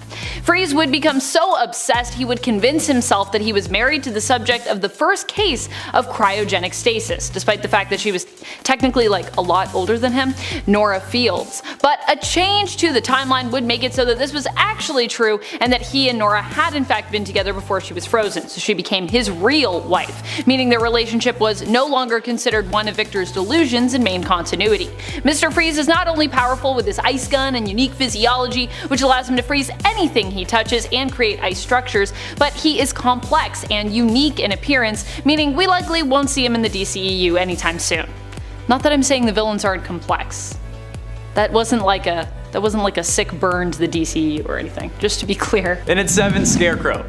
The Scarecrow has made an appearance in the Dark Knight movies, however those aren't in the DCEU, at least yet. Until this point, the closest we've gotten is the Fear Gas from the Arrowverse crossover event of Elseworlds. However, that gas made some insane hallucinations that ended up with the Flash, who at the time was Oliver Queen's, speed to be useless, which would be incredibly overpowered when it comes to the rest of the DCEU. When Oliver and Barry were fighting, Barry was landing hits on Oliver despite not having his super speed, and Oliver wasn't knocking Barry away with super speed punches. This being used on a greater scale, like we would see Scarecrow do in an actual movie, would absolutely destroy the world, especially with heroes like Superman and Martian Manhunter. And we know that this is how the Scarecrow's gas would operate in the DCEU, because thanks to the Crisis on Infinite Earths crossover, we got confirmation that Ezra Miller's Flash and Grant Gustin's Flash exist in the same multiverse. Or perhaps the cinematic universe exists within the antimatter universe. It would explain the darker themes. Either way, we know that's how the gas would work, and that would be a little too too much to handle in one movie. Number 6. Bane. Bane is known for being one of Batman's all-around strongest villains, but let's not forget that Bane also brings smarts to the table. Okay, so maybe not if we're counting the Harley Quinn animated series version of Bane, but comic book Bane at least is known for also possessing a brilliant mind. A lot of people forget that about him. He was the mastermind, in fact, behind the death of Alfred, which was also part of his scheme to break the Batman in a much more all-around way. Granted, he also took out Alfred because his demands were not being met. He'd basically ordered Batman not to make a rescue attempt, but then Damian Wayne did make a rescue attempt because he didn't listen to the warning that was given to them, and so Alfred died by Bane's hands after Damian's attempt failed. Bane, being such a massive man of muscle, also makes it hard to bring him to life. He's not only a hard villain to write, but he's also a difficult one to cast and depict as well, because he just looks like literally a brick house. Halfway through, and at number 5, Arkham Knight. Not only is this character loved by some of the people who played the Batman Arkham series of games, the Arkham Knight is a highly skilled military technician who possesses expert knowledge of Batman's tactics and fighting style, which can be attributed to the fact that he was personally trained by the Vigilante, being revealed as Jason Todd, a moment that we all remember, for better or worse. He is a master of hand-to-hand combat, martial arts, and marksmanship. The high-tech military-like battle suit that he wears further enhances his physical strength, speed, and durability. When Batman was ambushed by the Dark Knight, he was able to knock the Dark Knight off his feet with one punch. This absolute mastery of Batman's tactics would make him a hella good villain, however the amount of power he has would probably be too much for the DCEU. They already had Batman fight Superman and win, so they would have to supercharge Arkham Knight to make it an actually interesting fight, which would just ruin the character even more than some would consider him already ruined. Number 4. Ra's al Ghul, or Ra's al Ghul, depending on what you prefer. A lot of people prefer Ra's, I prefer Ra's. We can all coexist, it's a beautiful world. Ra's is one of Batman's all-time greatest nemesis. While he might not possess direct superpowers of any kind, like most of Batman's rogues, he is one of the most skilled fighters and has one of the most brilliant minds. Like Bane. I like people with brilliant minds, apparently. Too bad Ra's usually uses his brilliant mind to concoct all sorts of schemes in order to topple governments, sow chaos, and gain power the world over. Ra's al Ghul is the head of the League of Assassins and has come close to completely defeating Batman in the past, with him even successfully using Batman's own research during the Tower of Babel JLA story to defeat all of Batman's superpowered colleagues on the team. Getting close to the end, and at number 3, Solomon Grundy. Solomon Grundy, born on a Monday. That's what the story says. But when killed, Grundy will return and be resurrected in the swamp where he died, and then, because that's his thing. This sort of resurrection and recurring antagonist thing doesn't really work in movies. In TV, sure it can work. Introduce the character, then have them come back once a season for an episode or two. However, with movies, those are more often than not one-time villains that are to be dealt with and then forgotten about, unless the movie is like a two-parter or the villain ends up winning. This kind of concept has to be taken into account when thinking about who would be too overpowered in the DCEU. Solomon Grundy would be one of those villains that wouldn't realistically be a one-time villain. Even if they brought him back for another movie with a big team up of villains, it wouldn't matter, because he would die and then just come back again. The story would never be over. The threat would never actually be fully handled, and that's just the way the character was written. It's great for comics and it would work okay on TV, but in movies this guy wouldn't work in the slightest. It's unfortunate because I love Grundy as a character, but they would just ruin him like they did Arkham Knight and Doomsday. May I go on? Number 2. Poison Ivy. Poison Ivy is one of my favorite characters in the Batman universe, period. And also coincidentally one of the most powerful villains I think that currently exists in Batman's wheelhouse. She is brewing up something huge lately in the Batman comics and has threatened basically the entire world on multiple occasions, but also has sought in the past to remind people of why she strikes out as an eco-terrorist, at times working with international science communities and political meets to fight against global warming and work towards preserving important parts of our ecosystem. However, while Poison Ivy will be coming to the Arrowverse on CW, we still have yet to have a casting for her in the DCEU, and this could be because Pamela Isley is just too crazy complicated and OP to show up there. After all, she has proven before how hard she is to take on in the comics. When she took over the world, it seemed almost nothing initially, not even Batman, would be able to stop her. Finally, in at number 1, the Batman Who Laughs.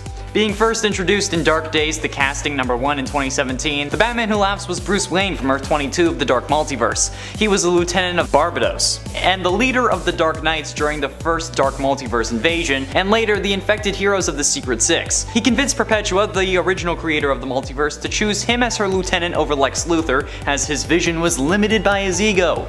Then the Batman Who Laughs continued on with his own plans, eventually acquiring cosmic power and becoming a bigger threat than Perpetua herself. Yeah, that's right, this guy ends up gaining cosmic power. He ends up implanting his brain into the corpse of a version of Bruce Wayne who had Dr. Manhattan's abilities, giving the Batman Who Laughs near omnipotence.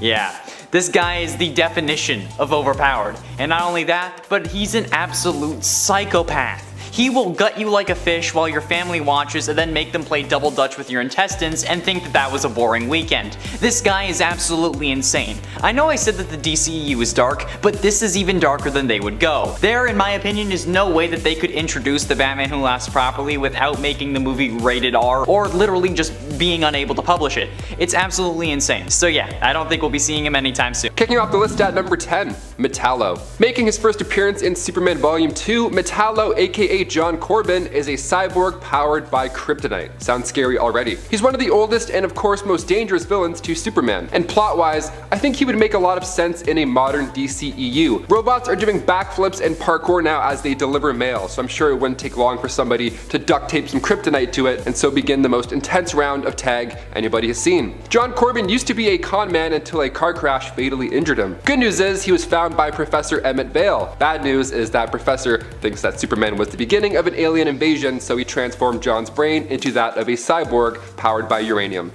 Nice. Hip replacement? Nope, you're a robot now. Enjoy. His first task upon waking up was of course to go after Superman, but it gets wild because once Metallo was given a more human look to go along with the kryptonite heart, he took out Professor Vale, his own creator. He didn't see a use for Vale after his upgrade, which that's pretty terrifying. I'm here for this plan. Just wrap some kryptonite around a pigeon and send him. That would also probably work too. Number 9, Bridgewater. His name is entirely different, but Bridgewater is the best translation we have. He first appeared in Superman Confidential issue 1. He was observing as Kal-El was launched towards Earth from that dying Krypton. He was a little too close to the action because after being caught in that explosion, Bridgewater was fused to a giant boulder made of kryptonite. So when he too arrived to Earth later, crash landed in Tibet, monks worshipped this physical form as a holy object. Of course, they're like the world's biggest gemstone, let's do it. But eventually, crime lord Anthony Gallo came along and wanted to control it. But Bridgewater used his powers to mentally control Gallo. How the tables have turned. He eventually met Superman in Metropolis, and that's when he offered Kal-El a chance to see his true heritage for the first time in his adult life. He explained his birth and what happened to Krypton to make it fall, but in turn, Superman now had to throw on a lead suit and fly Bridgewater's containment ore into the sun, finally freeing him from that prison. I can see Bridgewater being a villain for the most part of a DCEU film, and then in usual superhero fashion at the end, turns out he's just an alien in need. He was just misunderstood. Just a classic misunderstood alien like E.T. Alright, at number 8, we've got Poison Ivy. This villain needs to be introduced into the DCEU, and there's some chatter online that this is basically inevitable. Not only is the villain just a hugely prominent player across the Batman universe, but her appearance could also have a pretty interesting social commentary on the state of the world. Poison Ivy is an eco-terrorist, for those of you who don't know, using her hybridized plant DNA to keep Batman and other heroes at bay. And if she were portrayed in a modern DC movie, I think it would be really cool to see how the climate change discussion could be woven into the narrative. I'd honestly be interested to see her as the central figure of a whole movie's conflict personally, because her influence is also enormous, having the ability to use her pheromones to control the likes of Superman himself. It's a good opportunity for the writers of a new Batman universe movie or episode to work in a timely and powerful conflict for Bruce Wayne to overcome. At number 7, it's Solomon Grundy. This zombie villain isn't exclusively a Batman villain, having first been a bad guy to the Green Lantern and also to Superman. Solomon first appeared in a 1987 issue of History of the DC Universe and based on one of those super depressing old 19th century nursery rhymes. His origins have differed over the years, but the general consensus is that when he was alive, he was a criminal type named Cyrus Gold, who was murdered in a swamp and his body left there to reanimate years later. I think he'd be a great addition to a future Batman film because with his association to Green Lantern and Superman, he can be used as a through line to tie a bunch of superhero storylines together as the DCEU expands. Not only that, but zombies also tend to sell pretty well in film and TV. Maybe this is a good way to bring DC zombies to the big screen. I'd love to see that personally. At number 6, Clayface. This villain would be very cool to see in a modern Batman movie or TV show due to both his backstory and just the way he looks. Clayface's backstory deals in the world of film, so it's no question that this character would have a ton of potential for a spot in the DCEU. I mean, Basil's descent into insanity comes from being replaced in a remake of a film he'd originally starred in. So maybe this adds a cool meta element to the DCEU. Fans seem to love how far Marvel went with their meta commentary, so maybe DC could do the same. Or more simply, this could just allow the director to delve into whatever the Hollywood of Gotham would be. And maybe that could open a door to commentary on real-life Hollywood, bringing us even closer to Gotham's realities as a city. Aside from all this, Clayface might just offer another cool opportunity for visual effects artists to go to town on his face folds. I'm a sucker for practical effects, what can I say? At number 5, there's Ra's al Ghul. This guy is such a huge Batman villain in the comics, I'm surprised he hasn't appeared in the movies yet. Ra's is hundreds of years old and uses any means necessary to change the outcome of the future to suit his wishes. He thinks he's doing good for the world by using extreme deadly force against any evildoers, which is a really complex motivation that kind of makes him border on anti-hero. And that's one of the reasons why he'd be a good addition to the DCEU. With a lot of this list consisting of somewhat fantastical villains, Ra's comes off as more of a human character. And with his complex motivations, it makes him a writer's dream when it comes to adding drama to the script. It also might open a door for DC to explore the history of the DC universe by delving into the hundreds of years of Ra's past. The Lazarus Pit is also a great motif that could create some pretty cool conflict among good and evil characters in the DCEU. My casting choice would be Daniel Day-Lewis, by the way, since you didn't ask. That is if they can convince him to come out of retirement, of course. At number 4, there's Hush. This is one of my favorite villains in the Batman universe, and I think he'd make a great addition to the DCEU. Hush is a childhood friend of Bruce Wayne, also growing up very wealthy. But the difference was that Hush, aka Thomas Elliot, hated his parents to the point where he tried to kill them.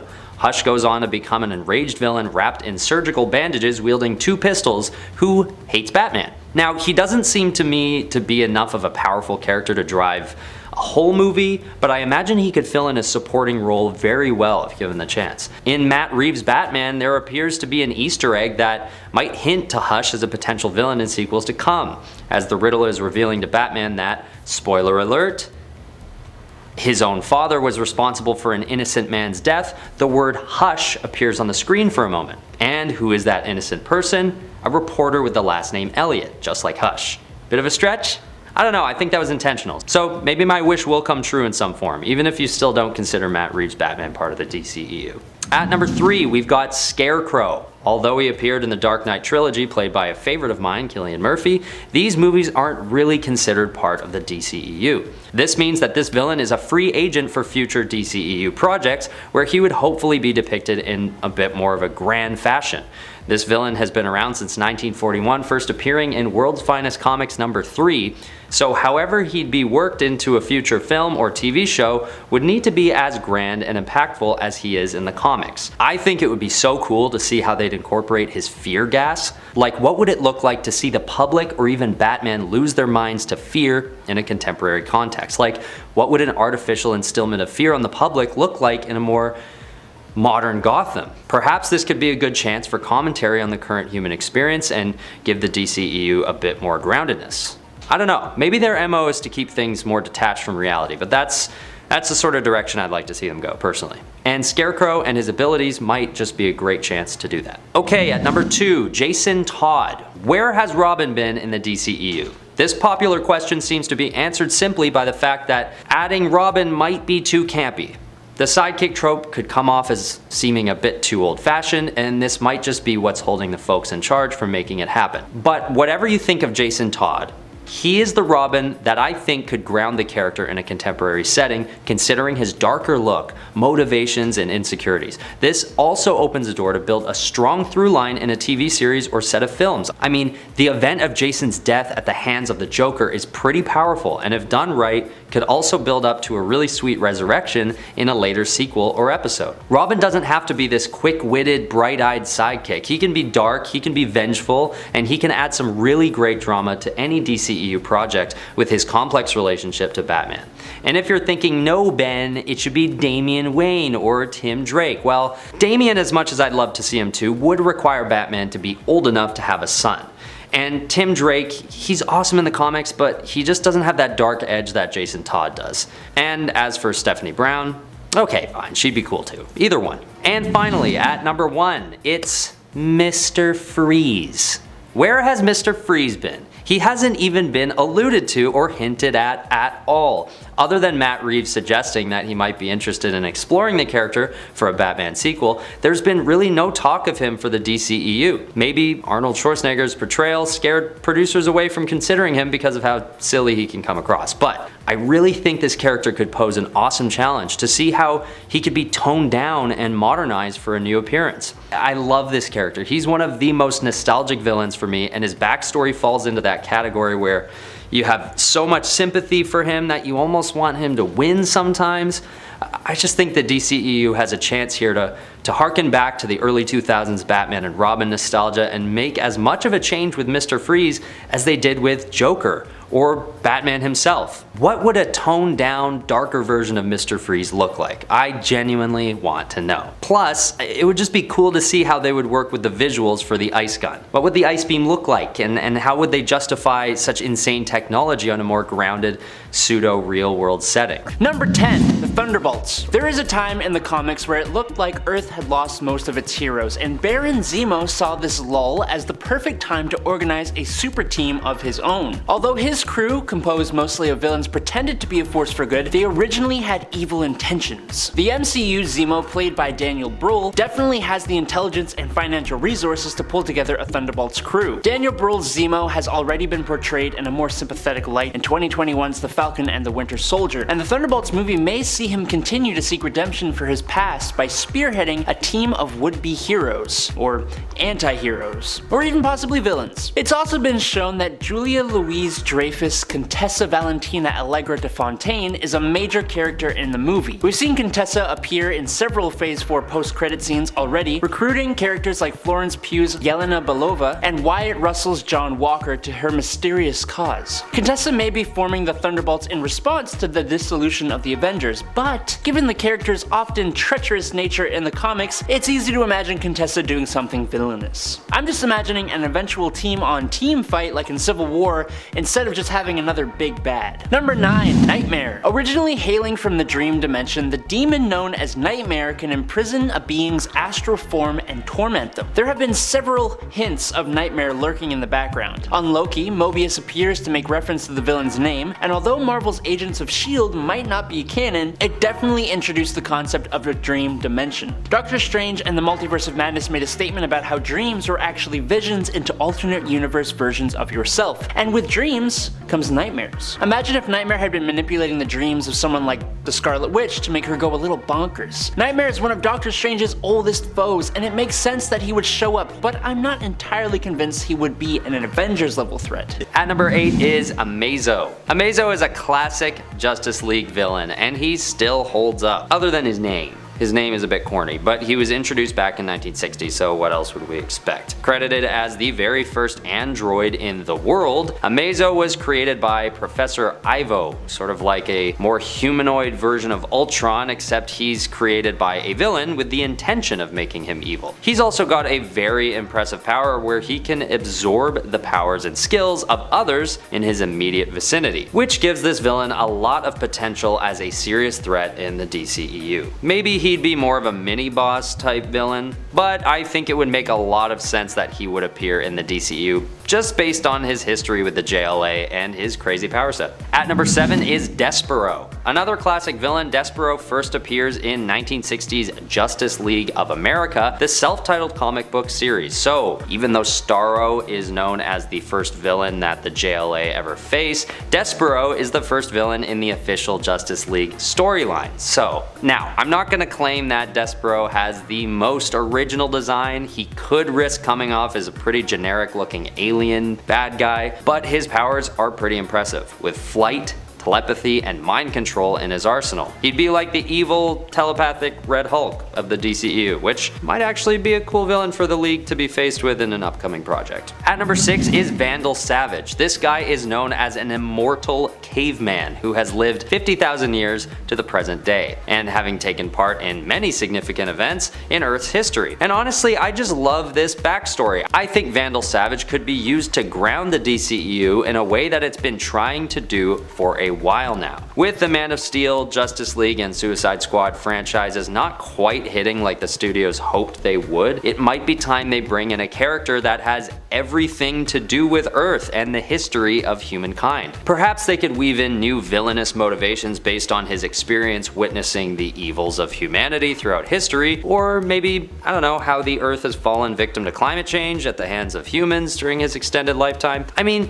he's been in support of some of the worst tyrants in the history of the world, so his connection with the human plight of evil could really bring a grounding presence to a DCEU project in a way we maybe haven't seen before. At number 5 is Grail. Daughter of Darkseid and Amazonian Marina the Black, Grail is a much more modern DC villain, and she could add a really interesting angle to the DCEU, partly because she actually opposes her father, Darkseid, on many fronts, which adds for some cool internal conflict within the villain ranks, but mostly because she could be woven into Wonder Woman's history due to their common Amazonian heritage. I think adding a villain who is linked to such a major character as Wonder Woman was a great idea in the comics, and if Grail makes it into the DCEU, we can not only learn more about the family history and therefore the humanity of Darkseid, but also about Wonder Woman's family history as well. At number 4 is Brainiac. This guy needed to go higher on the list just simply because he's one of the more recognizable and iconic of the DC villains. And I know what you're thinking, Brainiac is more of a Superman villain than a Justice League villain, but considering he has faced off against the Justice League as well, I think that qualifies him to some degree. And it's Brainiac. He's got to appear in the DCEU at some point. Even Zack Snyder has admitted that he seriously considered the villain for an appearance in his Justice League film. I could personally see Brainiac playing more like an Emperor Palpatine or a Baron Harkonnen from Dune, working behind the scenes with another villain taking the forefront at first, and then during a sequel coming out and showing his true power. But that's just me. At number 3 is the Crime Syndicate of America. So is it just me, or would an evil version of the Justice League make for a pretty cool and unique antagonistic presence in a live-action DC project? As much as the evil doppelganger trope might be an old one, it still hasn't been tested out on the big screen in any major way yet, at least in the last 20 years. And when Marvel brought Civil War to the movies, it worked better than anyone might have expected. And that makes me think that heroes facing off against each other in the DCEU would really resonate with people right now. And with the Crime Syndicate coming from Earth 3, it could also open the door to more interdimensional conflicts. At number 2, we have the Injustice League. As much as it might not make for the most focused movie, having a whole team of the most iconic DC villains would just be epic. And I know there's Suicide Squad, but I'm talking as like an antagonistic force to a main hero in their movie. But I digress. And I put this one higher on the list not because it would be easy to pull off, but because if it were pulled off properly, it could be one of the more iconic efforts in the DCEU. To be honest, the only way I could see something like this really working to its fullest potential is if DC builds up their cinematic universe for another 5 years at least, and introduces each project's villain in a way that gives them all enough depth and hype that an appearance by the Injustice League would be invited, but we'll see. Finally, at number 1, we have Anti-Monitor. Probably the most powerful villain in the DC comics, Anti-Monitor has faced off against just about every DC hero you could imagine at one point or another. Anti-Monitor is also one of the oldest villains in the comics. Born at the dawn of time, Anti-Monitor is the antithesis to his brother, the Monitor. And with Monitor being the one to watch over the positive matter multiverse, Anti-Monitor exists to watch over,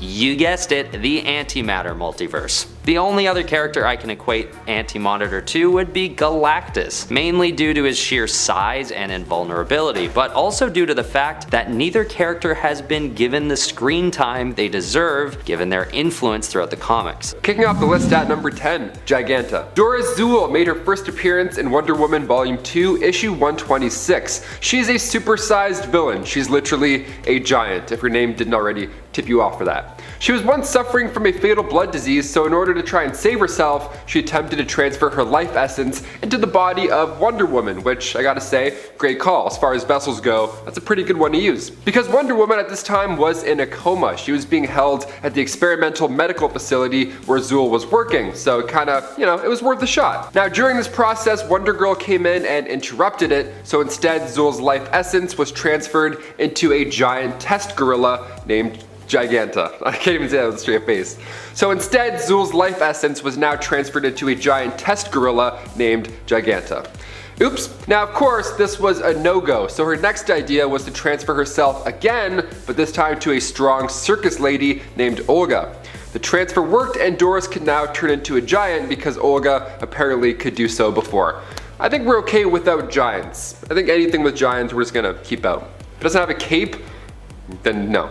That's it. Number 9, Psycho Pirate. Psycho Pirate. Charles Halstead made his first appearance in All-Star Comics issue 23. He first showed up in the golden age of comics. He was originally an employee of Rex Morgan, who ran a newspaper company called The Daily Career. He wanted more success, of course, so he made the alias Psycho Pirate, and he started to use emotions as a theme for crimes. That sounds intimidating, I think. So the Justice Society would solve crimes based on emotions. That doesn't sound too powerful for the DCEU. If anything, it sounds a little boring where we're heading now. The new Psycho Pirate came out in Superboy Volume 6, issue 23, and he was much different.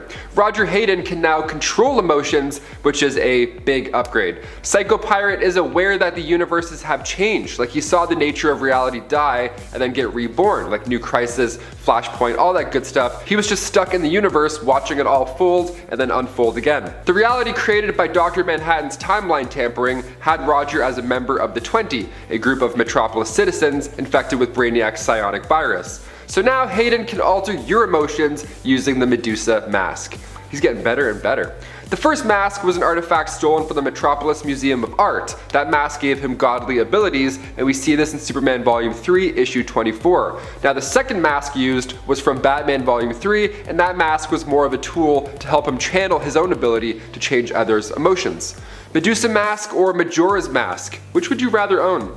It's a close one. Number 8, Cyborg Superman. Hank Henshaw made his first appearance in Adventures of Superman issue 465. He was a scientist, astronaut, and team leader of the Excalibur crew. He was joined on this LexCorp space mission by his wife and 2 others. But when cosmic rays get to the crew in space, their powers are actually quite similar to the Fantastic Four, only like nightmare versions. Terry, Hank's wife, was essentially the Invisible Woman, and then Hank has his face melting off of him. It's actually really gross. It actually ended horribly for everybody but Terry, believe it or not. Superman saved her, and the others, it was far too late. But in Adventures of Superman issue 468, it was revealed that Hank lived through, well, download. You have to back up your consciousness. He transferred his consciousness to LexCorp's mainframe, and then he took over NASA's equipment and then beamed his mind into the birthing matrix, the same pod that carried Superman from Krypton. So he's like mentally going through iCloud. He's like Siri from hell, basically. So he was able to travel the cosmos and eventually learn about local life forms and their history as well. So he's super smart. He eventually came to the conclusion that Superman was evil and needed to be stopped. Classic. I mean, also, I don't blame him. He's like laser beaming buildings. I too kind of think he should be stopped. He recruited Mongol and planned his revenge, but after Superman died battling Doomsday, Hank claimed to be Superman Reborn. He looks just like him. Number 7, Brainiac. Another rival of Superman, Brainiac made his first appearance in Action Comics 242. Now this guy is a very specific villain. He would love to steal cities. Yeah, you heard me, not wallets or purses, Cities. He took Metropolis at one point. I mean, this guy is just insane. He would use this thing called a shrinking ray, which does exactly what you would think it does, and he would take cities back to his planet. He just has a collection of cities. What a weird, I mean, try rocks. It's a bit more fun. Vril Dox. He started his days as a scientist, and then one day he successfully cloned himself because he needed an assistant, and who better to hire than yourself? There you go. He built the spaceship next and then traveled the cosmos, gaining knowledge and studying alien organisms with the help of his robot drones, but during these travels he came across Krypton while General Zod was still running the show, so he shrunk down the entire city of Kandor and studied it in his ship. Which is also so funny to me. He's just checking out like cities and alleys. He's like, oh yes, I see. Google Earth, my friend, Google Earth. I don't know, it'll save lives. He made a remote scout unit that believed it was the original Vril Dox, and then it traveled to Earth and took over the body of sideshow mentalist Milton Fine, whose stage name was, you guessed it, Brainiac. Number 6. Parasite. Rudy Jones. He first appeared in Firestorm Volume 2, Issue 58. He was once a janitor at the Pittsburgh branch of Star Labs, so naturally, he was involved in an accident that changed his life forever. Classic janitor in a comic book storyline. He's like, whoa, it's pretty wet here. And then he's like made of plasma. Classic. Darkseid remembered the Parasite who existed before Crisis on Infinite Earths when it was Maxwell Jensen, and he simply wanted Jones to become the new version of that. Under his influence, of course. He made Rudy open up a waste container thinking there was something valuable and awesome inside, but instead what he got was exposure to radiation, so he was changed into a bald, green-skinned, well, you guessed it, Parasite. Absolutely. Number 5. Hellspawn. Originally a supervillain from Wildstar Comics before Jim Lee brought him into DC Comics in the New 52, he made his first appearance in Wildcats back in 1992, but come Superman Volume 3, Issue 7, Lord Hellspawn made his arrival to DC Comics. And he's so scary. The Daemonites were developing autoimmune disorders, so he was desperate for a solution, this alien dude. And of course, he was also a hint of crazy, so his own people put him in a prison. He gained power from a blue flame on the moon Europa, and then in turn gained a handful of followers. He gained these amazing abilities, metamorphosis, phasing, super speed, super strength. He also looks terrifying and he's immortal, so that sure helps in a heated exchange. So he was locked up in this prison called the Eye, which later became the headquarters of Team Stormwatch, which was the planetary defense unit. Now when Harry Tanner set off an explosion, cut to 4,000 years later, that part of the cell launched and crashed into Earth in the Himalayas. That dude from Monsters Inc.'s like, welcome to the... No, not you, you're terrifying. No yellow snow cones for you, sir. Hellspawn later abducted Superman, they got in a heated battle, but of course Superman saved the day. We could do for this guy in the DCEU, another crashed alien, the people of Earth would be like, who is it now? Can someone deal with this guy, please? He's on fire, he's blue, he's on fire. Number 4. Super Doom. Coming from Earth 45, this Superman was also a project gone wrong. He first appeared in Action Comics Volume 2, Issue 9, back when Jimmy Olsen created a machine that turns thoughts into reality, which sounds scary when you think about it. You're like, I don't know if I want to do it. No one read my stuff. The gang decided to make a robot Superman out of this tech. They ended up selling this device to Overcorp, which made it into Superman the Last Night of Tomorrow, aka the monstrous Super Doom. It just sounded like a bad idea. Even as I was saying it out loud, I'm like, oh, come on, Jimmy. Overcorp used him to take over the planet, but still, that wasn't enough. Super Doom entered the bleed space where he would then search the multiverse for all of its creators, destroying planets and other versions of Superman like Optiman of Earth 36 or Superman of Earth 42, but eventually he came to Earth 23 and had to go toe-to-toe with their Superman, President Calvin Harris. I'm all for this guy. We're gonna get some DCEU multiverse stuff going on. He could totally slip in. Number 3.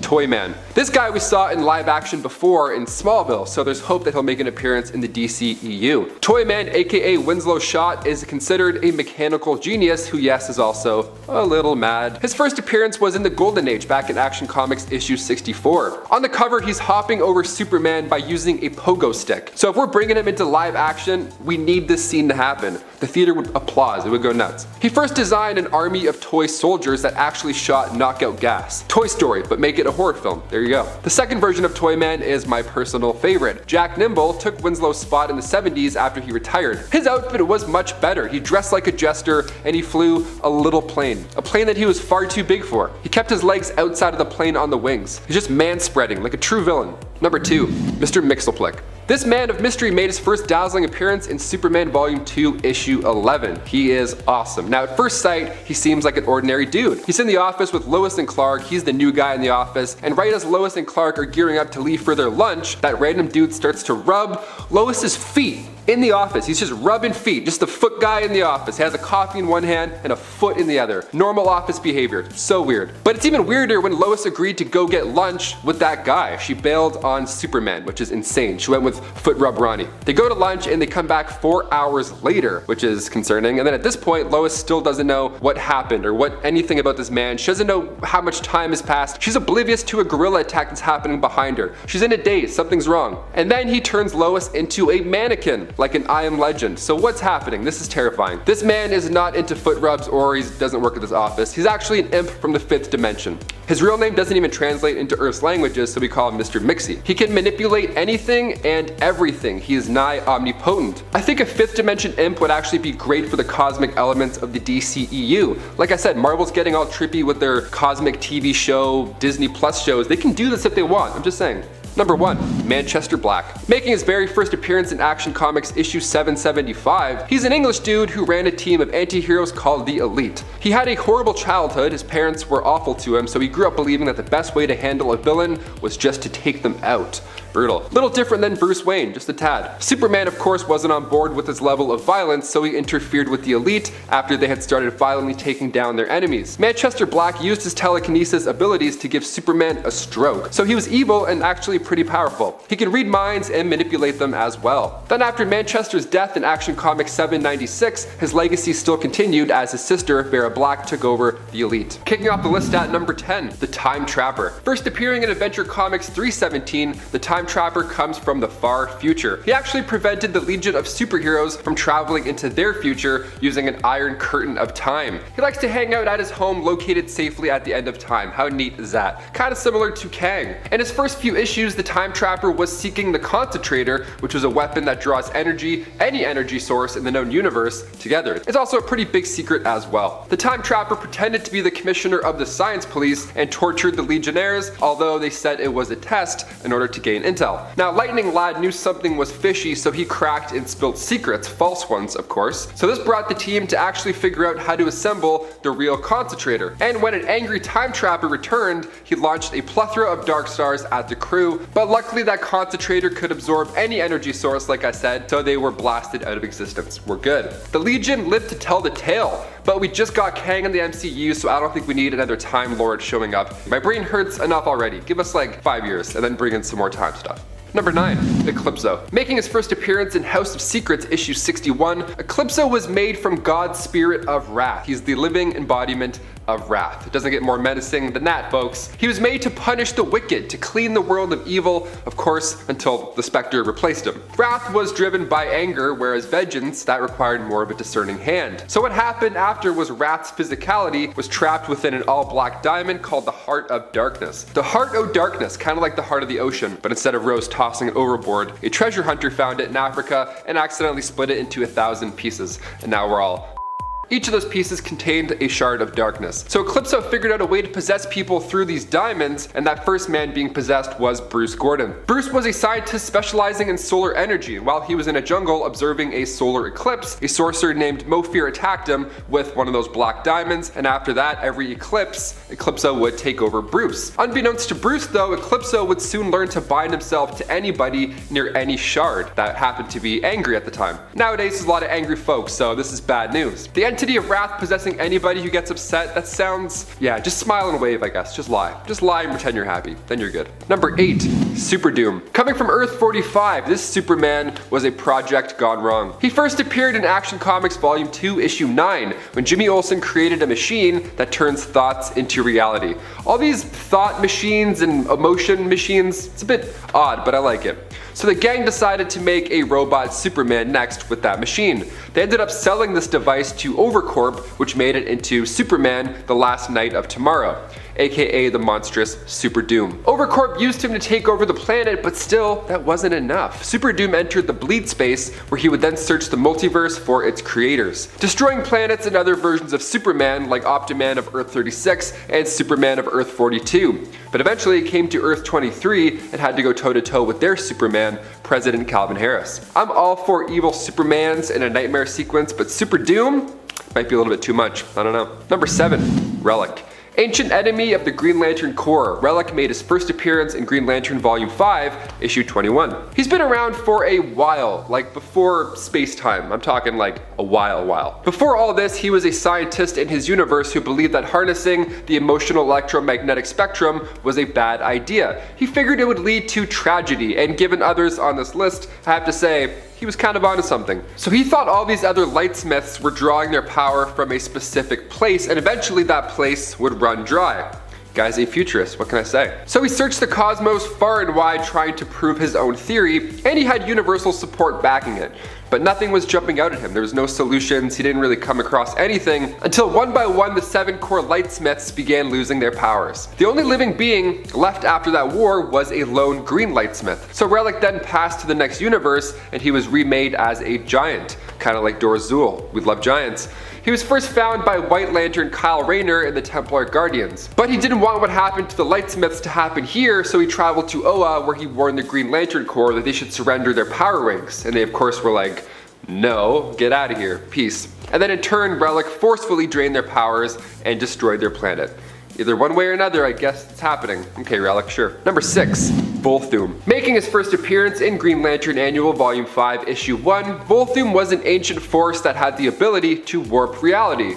Sweet. He was originally from Earth 15, and after his world was on the brink of destruction, so him and his mother used the newly discovered emotional electromagnetic spectrum, which is a multiversal force powered by all life in the multiverse, and then they used this power to create the Travel Lantern, and Volthoom left to find safety, while his mother stayed behind and unfortunately, in superhero fashion, died right as he left. This first lantern traveled for weeks through space and time in desperate hopes to find something to save his home. So he goes to Earth 17 and he uses the spectrum to resurrect plant life, which is cool, but then next he travels to Earth 47 and they use the spectrum to create beautiful music, also pretty cool. And then he went to Earth 3 where he met a sorcerer named Mordu, in which he creates a power ring out of a piece of his soul, that ring of course being called the Ring of Volthoom. You're not going to name it after somebody else, so it's only fair. He finally found Earth 0 where he acted as the law and order. Eventually Volthoom's mind was corrupted from the spectrum and he became insane. I feel like anybody who has a ring in general just ends up going insane. Like Lord of the Rings, it's like, come on. Number 5, Atrocitus. What a name! Okay, he must be a gentle soul. Atrocitus entered DC Comics back in Green Lantern Volume 4, Issue 25. He is the leader and founder of the Red Lantern Corps, the red power ring fueled by nothing else but rage. So since the death of his family, he's been after the Guardians of the Universe. His family was residing in the ever so peaceful sector 666. Krona, one of the Guardians of the Universe who I talked about in part 1, reprogrammed Manhunters to extinguish life. So when they all went nuts, this was one of the many worlds destroyed. He was one of the 5 survivors left on Sector 666, so together they became the 5 Inversions. They soon became known as the Empire of Tears, which sounds like a punk rock boy band, but in reality they were performing rituals to see the future, like the Blackest Night Prophecy and stuff like that. Atrocitus created the Red Lantern Corps, but he's also really known for corrupting Sinestro. Number 4. Oblivion. Making his first appearance in Green Lantern New Guardians Annual Issue 2 back in 2014, Oblivion is made of Kyle Rayner's rage, fear, and anxiety, all rolled into one. Lovely. He's the physical form of all those traits, and he even believed himself to be Kyle Rayner. He stayed at this guy's apartment, and he even tricked Carol into thinking that he was the real deal. He has powers that allow him to shapeshift, obviously, but he can also teleport and project vast amounts of energy that match a white lantern. He can also create illusions of objects and people. He can make anything he wants. You're going to be very confused if you go on a dinner date with this guy. One day, Oblivion teleported Carol and himself to Arizona, where he used his powers to change everybody's appearance, and he even changed buildings all around him. No thanks, we don't want any of that in the DCEU. Sounds fun, but sounds kinda unfixable. Number 3, Mongol. The insane ruler of Warworld. Yeah, he's for sure making this list. He first appeared back in the 80s in DC Comics Presents Issue 27. He was a Superman villain who was exiled into outer space by his own people. A man called the Archimandrite came along, took it over, and from that point on the planet was just a cruel wasteland. Mongol drifted through space, and over his cosmic commute he picked up immense powers along the way until he eventually arrived on the 5th planet of the Cygnus system, where the Martian race protected the Crystal Key. The Crystal crystal key was the only way to gain access to the planet Warworld. So Mongul kidnapped Jimmy Olsen, Lois Lane, and Steve Lombard in order to get Superman to punch those Martians out of the way. Martian Manhunter ended up freeing Superman's friends, but by the time everything was done, they were all so low energy that they still couldn't fight Mongul, so he got the key and teleported away. It took both Superman and Supergirl to destroy Warworld, but Mongul ended up escaping anyways. I think I like this guy, but he might be a bit too strong for the DCEU, but hey, never say never. Number 2.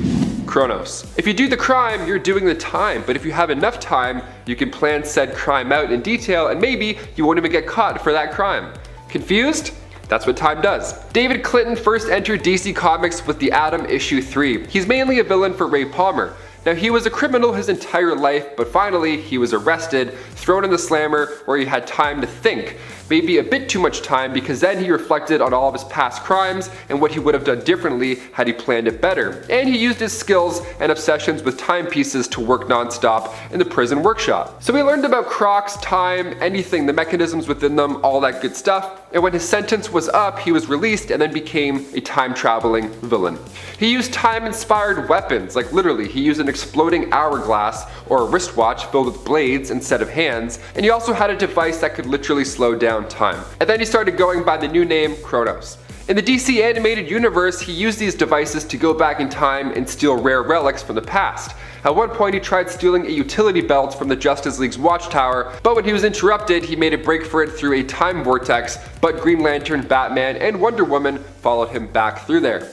We mentioned a time guy on part 1, so part 2, we gotta throw another one in. It's the law. And finally, number 1, Grail. We finally got to see Darkseid in the Snyder Cut, but is it too soon perhaps if we meet his daughter? Am I asking for too much? I don't know. She's pretty badass. She made her comic book debut in Justice League Volume 2 issue 40 back in 2015. She was born at the exact same time as Wonder Woman in Divergence issue 1. The Amazonian assassin Marina gave birth to Grail in secret with help from Penelope and Menelipe. Marina had to defend her child because Penelope heard the prophecy from Menelipe, so apparently this child would cause mass destruction when she grew up. Okay, sure. Marina took Menelipe out so she wasn't really a concern anymore, but afterwards Marina left Themyscira with her daughter, making it the first time Amazons have left the island. In Justice League Volume 2 issue 40, Grail teamed up with the Anti-Monitor and declared war on her own father. Nice. Being a hybrid of an Amazon and a new god, she's got powers from both. It's quite intimidating. She's destroyed Wonder Woman's bracelets with Omega Beams, and she can travel through dimensions by locking onto those connected to the Speed Force. She can literally hitch a ride through time, so there's no winning this battle, either in the future or the past. Guys, those were 10 more villains too powerful for the DCEU, but of course, there's probably so many more to talk about, so a part 3 is probably in the pipeline. At number 10, we have the Joker. Now, I know he's already been portrayed in the DCEU, but I wanted to put him on the list because I don't think his portrayal should end with how he was depicted in Suicide Squad, nor should it continue that way. In my opinion, I think there's a good chance for the DCEU to redeem this character with another iteration of the character. Now, even if you disagree with me on that front, I still think that this character has gotten so much attention in visual media over the last 20 years that it might be time for other villains to get the same treatment. But if we're going to include Matt Reeves' recent Batman movie in this list, which I'm going to do for simplicity's sake, it appears as though, spoiler alert, a Joker character is being hinted at for a sequel anyway. Now, don't get me wrong, I'm very excited to see what they come up with, which is why the Joker still makes this list. But I also couldn't help but feel like this was a missed opportunity to bring an underrepresented villain into the DCEU, like another one on this list perhaps. Man-Bat. This villain has to be one of the creepiest and most traditionally horror-based bad guys in the Batman universe. This bat-human hybrid creature first appeared in Detective Comics number 400 in 1970, making him a pretty classic villain that we don't often see reimagined in Batman stories. He's kind of like Batman's Curtis Connors, if you will, being a monstrosity that was accidentally derived from unstable lab work. He even comes in and out of sentience in later storylines, showing a sympathetic side at times since, after all, there is a scientist somewhere in there. I think it would be really cool to see how a director would go about incorporating villains so visually striking into the DCEU. It would be a great challenge for visual effects artists, and I'd personally love to see his close-ups using practical makeup instead of CGI. It feels like the DCEU has a chance to bring back the campiness of early 2000s practical effects in a tasteful way, don't you think? I think. Number 8. Ultrahumanite. Superman's first recurring nemesis during the 40s, and yes, I'm even talking before Lex Luthor. Buckle up. This genius made his first appearance in Action Comics 13 way back in 1939. His real name wasn't known at first, Mr. Mysterious Man, but this man was gifted with one of the greatest criminal minds ever. He even developed low-level telepathy. He was a hard thinker, but his physical body couldn't keep up, and he quickly became old and withered, so he got other people to do his deeds. That was him in the old days. Now, Ultrahumanite in Power Girl Volume 2 is much different. Here his name is Gerard Schugel, same scientific origin, same failing body, yada yada. But if it wasn't obvious, this time around he experimented with some animals in his origin, and he moved his powerful brain into a massive white gorilla's body. We have Gorilla Grodd in the CW verse, so maybe we'll get a mighty gorilla genius in the DCEU. Sounds terrifying, never say never. Number 7. Solomon Grundy. Killed in 1895 and then tossed into a swamp. Rough. Cyrus Gold was gone for 50 years before he came back to life. We're talking zombies now, let's do it. He made his first appearance in All American Comics issue 61. Cyrus was having an affair at the time and met up with Rachel, the other girl, to talk about what they're going to do now that she's pregnant. So Rachel wanted money in order to keep quiet, and Cyrus wasn't on board. So Rachel's friend stepped out of the bushes, hit Solomon on the head, and he fell into Slaughter Swamp. Great name for a swamp, where he would then lay dead for 50 years. Over time, Gold's body started to mix with the sour vegetation of the, Slaughter Swamp, so he was just churning and turning into a zombie. He came back as this zombie beast with no recollection of his past life, so when he stumbles across a camp, the only thing he can remember when asked his name was that he was born on a Monday. Oddly specific, but we're here for it. The other guy who asked his name mentions the nursery rhyme Solomon Grundy, born on a Monday. Could it be? And it rhymes, therefore it stays. Number 6. Emerald Empress. Making its first appearance in Adventure Comics 352, the Emerald Eye of Ekron is an extremely powerful weapon. Right off the bat, I gotta talk about this. It's one of the best to ever exist in the universe. It's similar to the Green Lantern power ring, so when Saria gets a hold of it, trouble ensues. Originally from the planet Vengar, the Emerald Empress was the most wanted female criminal in the history of the universe. Which, put that on her resume, that's a pretty big achievement. Her homeworld was the site of the long-dead Ekron civilization, whose secrets were supposedly lost, all for the Emerald Eye of Ekron, of course. The eye will do whatever Saria wants it to, and it follows her around and gives her the ability to fly and hang out in space safely. The eye fixes itself after it breaks, so don't think about hitting it with a big hammer and then calling it a day. The eye has taken down Superboy before, and if we don't have a Green Lantern in the DCEU yet, I think it might be too soon for the Emerald Empress to start eyeballing the League, perhaps.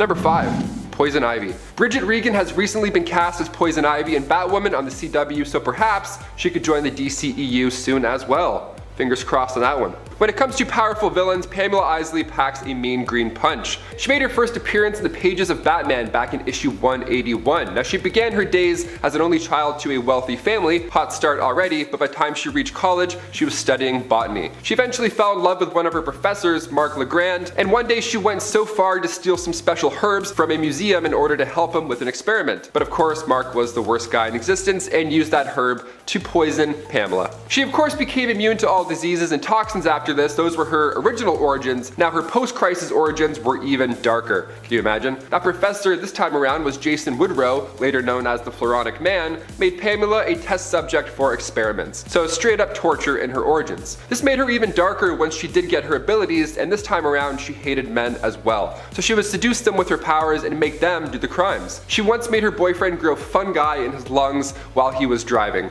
and I couldn't think of a worse way to go. Fungi? I'm gonna throw up. Number 4. Killer Frost. Crystal Frost, the OG version, made her first appearance back in Firestorm issue 3. She was a student at Hudson University who fell in love with one of her professors, only he was married, so he wasn't really interested. Crystal, after this, was upset. She was rejected, and now she wants to start hating every dude on the planet as well. Later on, she was a scientist working in the Arctic, where she again was reunited with that same professor. Then she accidentally got locked inside a thermofrost chamber, and then in comic book fashion got the ability to project waves of freezing cold air. Cool, Frozone, but with attitude. We love it. Her first goal was to take out that professor, but he was one half of the superhero Firestorm. So she was beat at first, but once she met up with the secret society of supervillains, she was able to go head to head with the Justice League. Louise Lincoln's version of Killer Frost was in Batman Assault on Arkham, and a good amount of those Suicide Squad members are now in the DCEU, so hopefully we see her soon. It could happen. She's next in line. Number 3. Barbatos. Also referred to as the Bat God, heyo, this epic force resides in the dark multiverse. Now we're getting more into the big guys, I guess. So the World Forger was set to watch over the vast universes, and while some of them held up in their own ways, there are some worlds that just were naturally unstable. So what do you do next? You get a giant stick and then poke them and push them out of the universe? No, of course not. You send a dragon to destroy it. That way the energy can then return to said forge. Not a bad gig. Now sometimes you like your job a little bit too much, you know, destroying planets and all, and this was the case for said Bat God. He ended up killing his master, and that was just the kickoff. He then had a real taste for destruction, and then he corrupted the Forge of Worlds. So now with the Bat God not destroying these worlds and sending that energy back sometimes, these worlds would end up becoming part of the Dark Universe. His journey begins with Dark Days the Casting issue 1, and it's mind-bending. Go check it out. Number 2. Cyborg Superman. Hank Henshaw made his first appearance in Adventures of Superman issue 465. He was a scientist, astronaut, team leader of the Excalibur crew. He was joined on this LexCorp space mission by his wife and 2 others. Now they hit some cosmic radiation and in turn their shuttle crashed. 2 of the passengers' bodies turned into cosmic radiation, then the other turned into a gravel spaceship part anomaly, which I gotta say, one gets cosmic powers, the other turns into a bunk bed Ben Grimm. That's not fair at all. Hank's wife Terry was one of the 4 hit with the cosmic radiation, but she seemed fine afterwards for a little bit. That's important. Hank's hair also only turned white, so they were both lucky, all things considered. The crew then went to Metropolis to use the LexCorp facilities and hopefully fix their friend and crewmate's cosmic problem. The team ended up clashing with Superman. They were all decaying rapidly, everybody's scared, so of course they're gonna freak out a little bit. Steven flew into the sun. He felt attracted to its powers and then flew into his own death, like a moth. All that cosmic stuff, he was like, and then he just disappeared. Hank manages to tip Superman off right before he decays, so they were only able to save Terry. Jim didn't want to live as a space shuttle rock cluster anymore, so he walked into a MRI scanner, just ended his own life. Really tragic stuff. Terry was now the only survivor of this cosmic nightmare, but in Adventures of Superman issue 468, it was revealed Hank lived through iCloud. Basically, he transferred his consciousness to LexCorp's mainframe, and then he took over NASA's equipment and beamed his mind into the birthing matrix, the pod that carried Superman from Krypton to Earth. So now he was able to travel the cosmos and just learn about local life forms and their history. He eventually came to the conclusion that Superman was in fact evil and he needed to be stopped. After Superman died battling Doomsday, Hank claimed to be Superman Reborn, and of course people bought it, because look at him. This is why you back your phone up, people, in case you become an astronaut and your best friend turns into a ball of space junk. You don't want that happening. And finally, number 1, Mr. Mxyzptlk. This man of mystery made his first dazzling appearance in Superman Volume 2, Issue 11. At first sight, he seems like an ordinary man with an excellent beard and jawline. He's in the office with Lois and Clark, he's the new guy, and right as Lois and Clark are about to leave and go for their lunch date, this random dude starts to rub Lois's feet. Normal office behavior, sure, and then even weirder, Lois bails on Clark. Now she wants to go to lunch with Foot Rub Ronnie.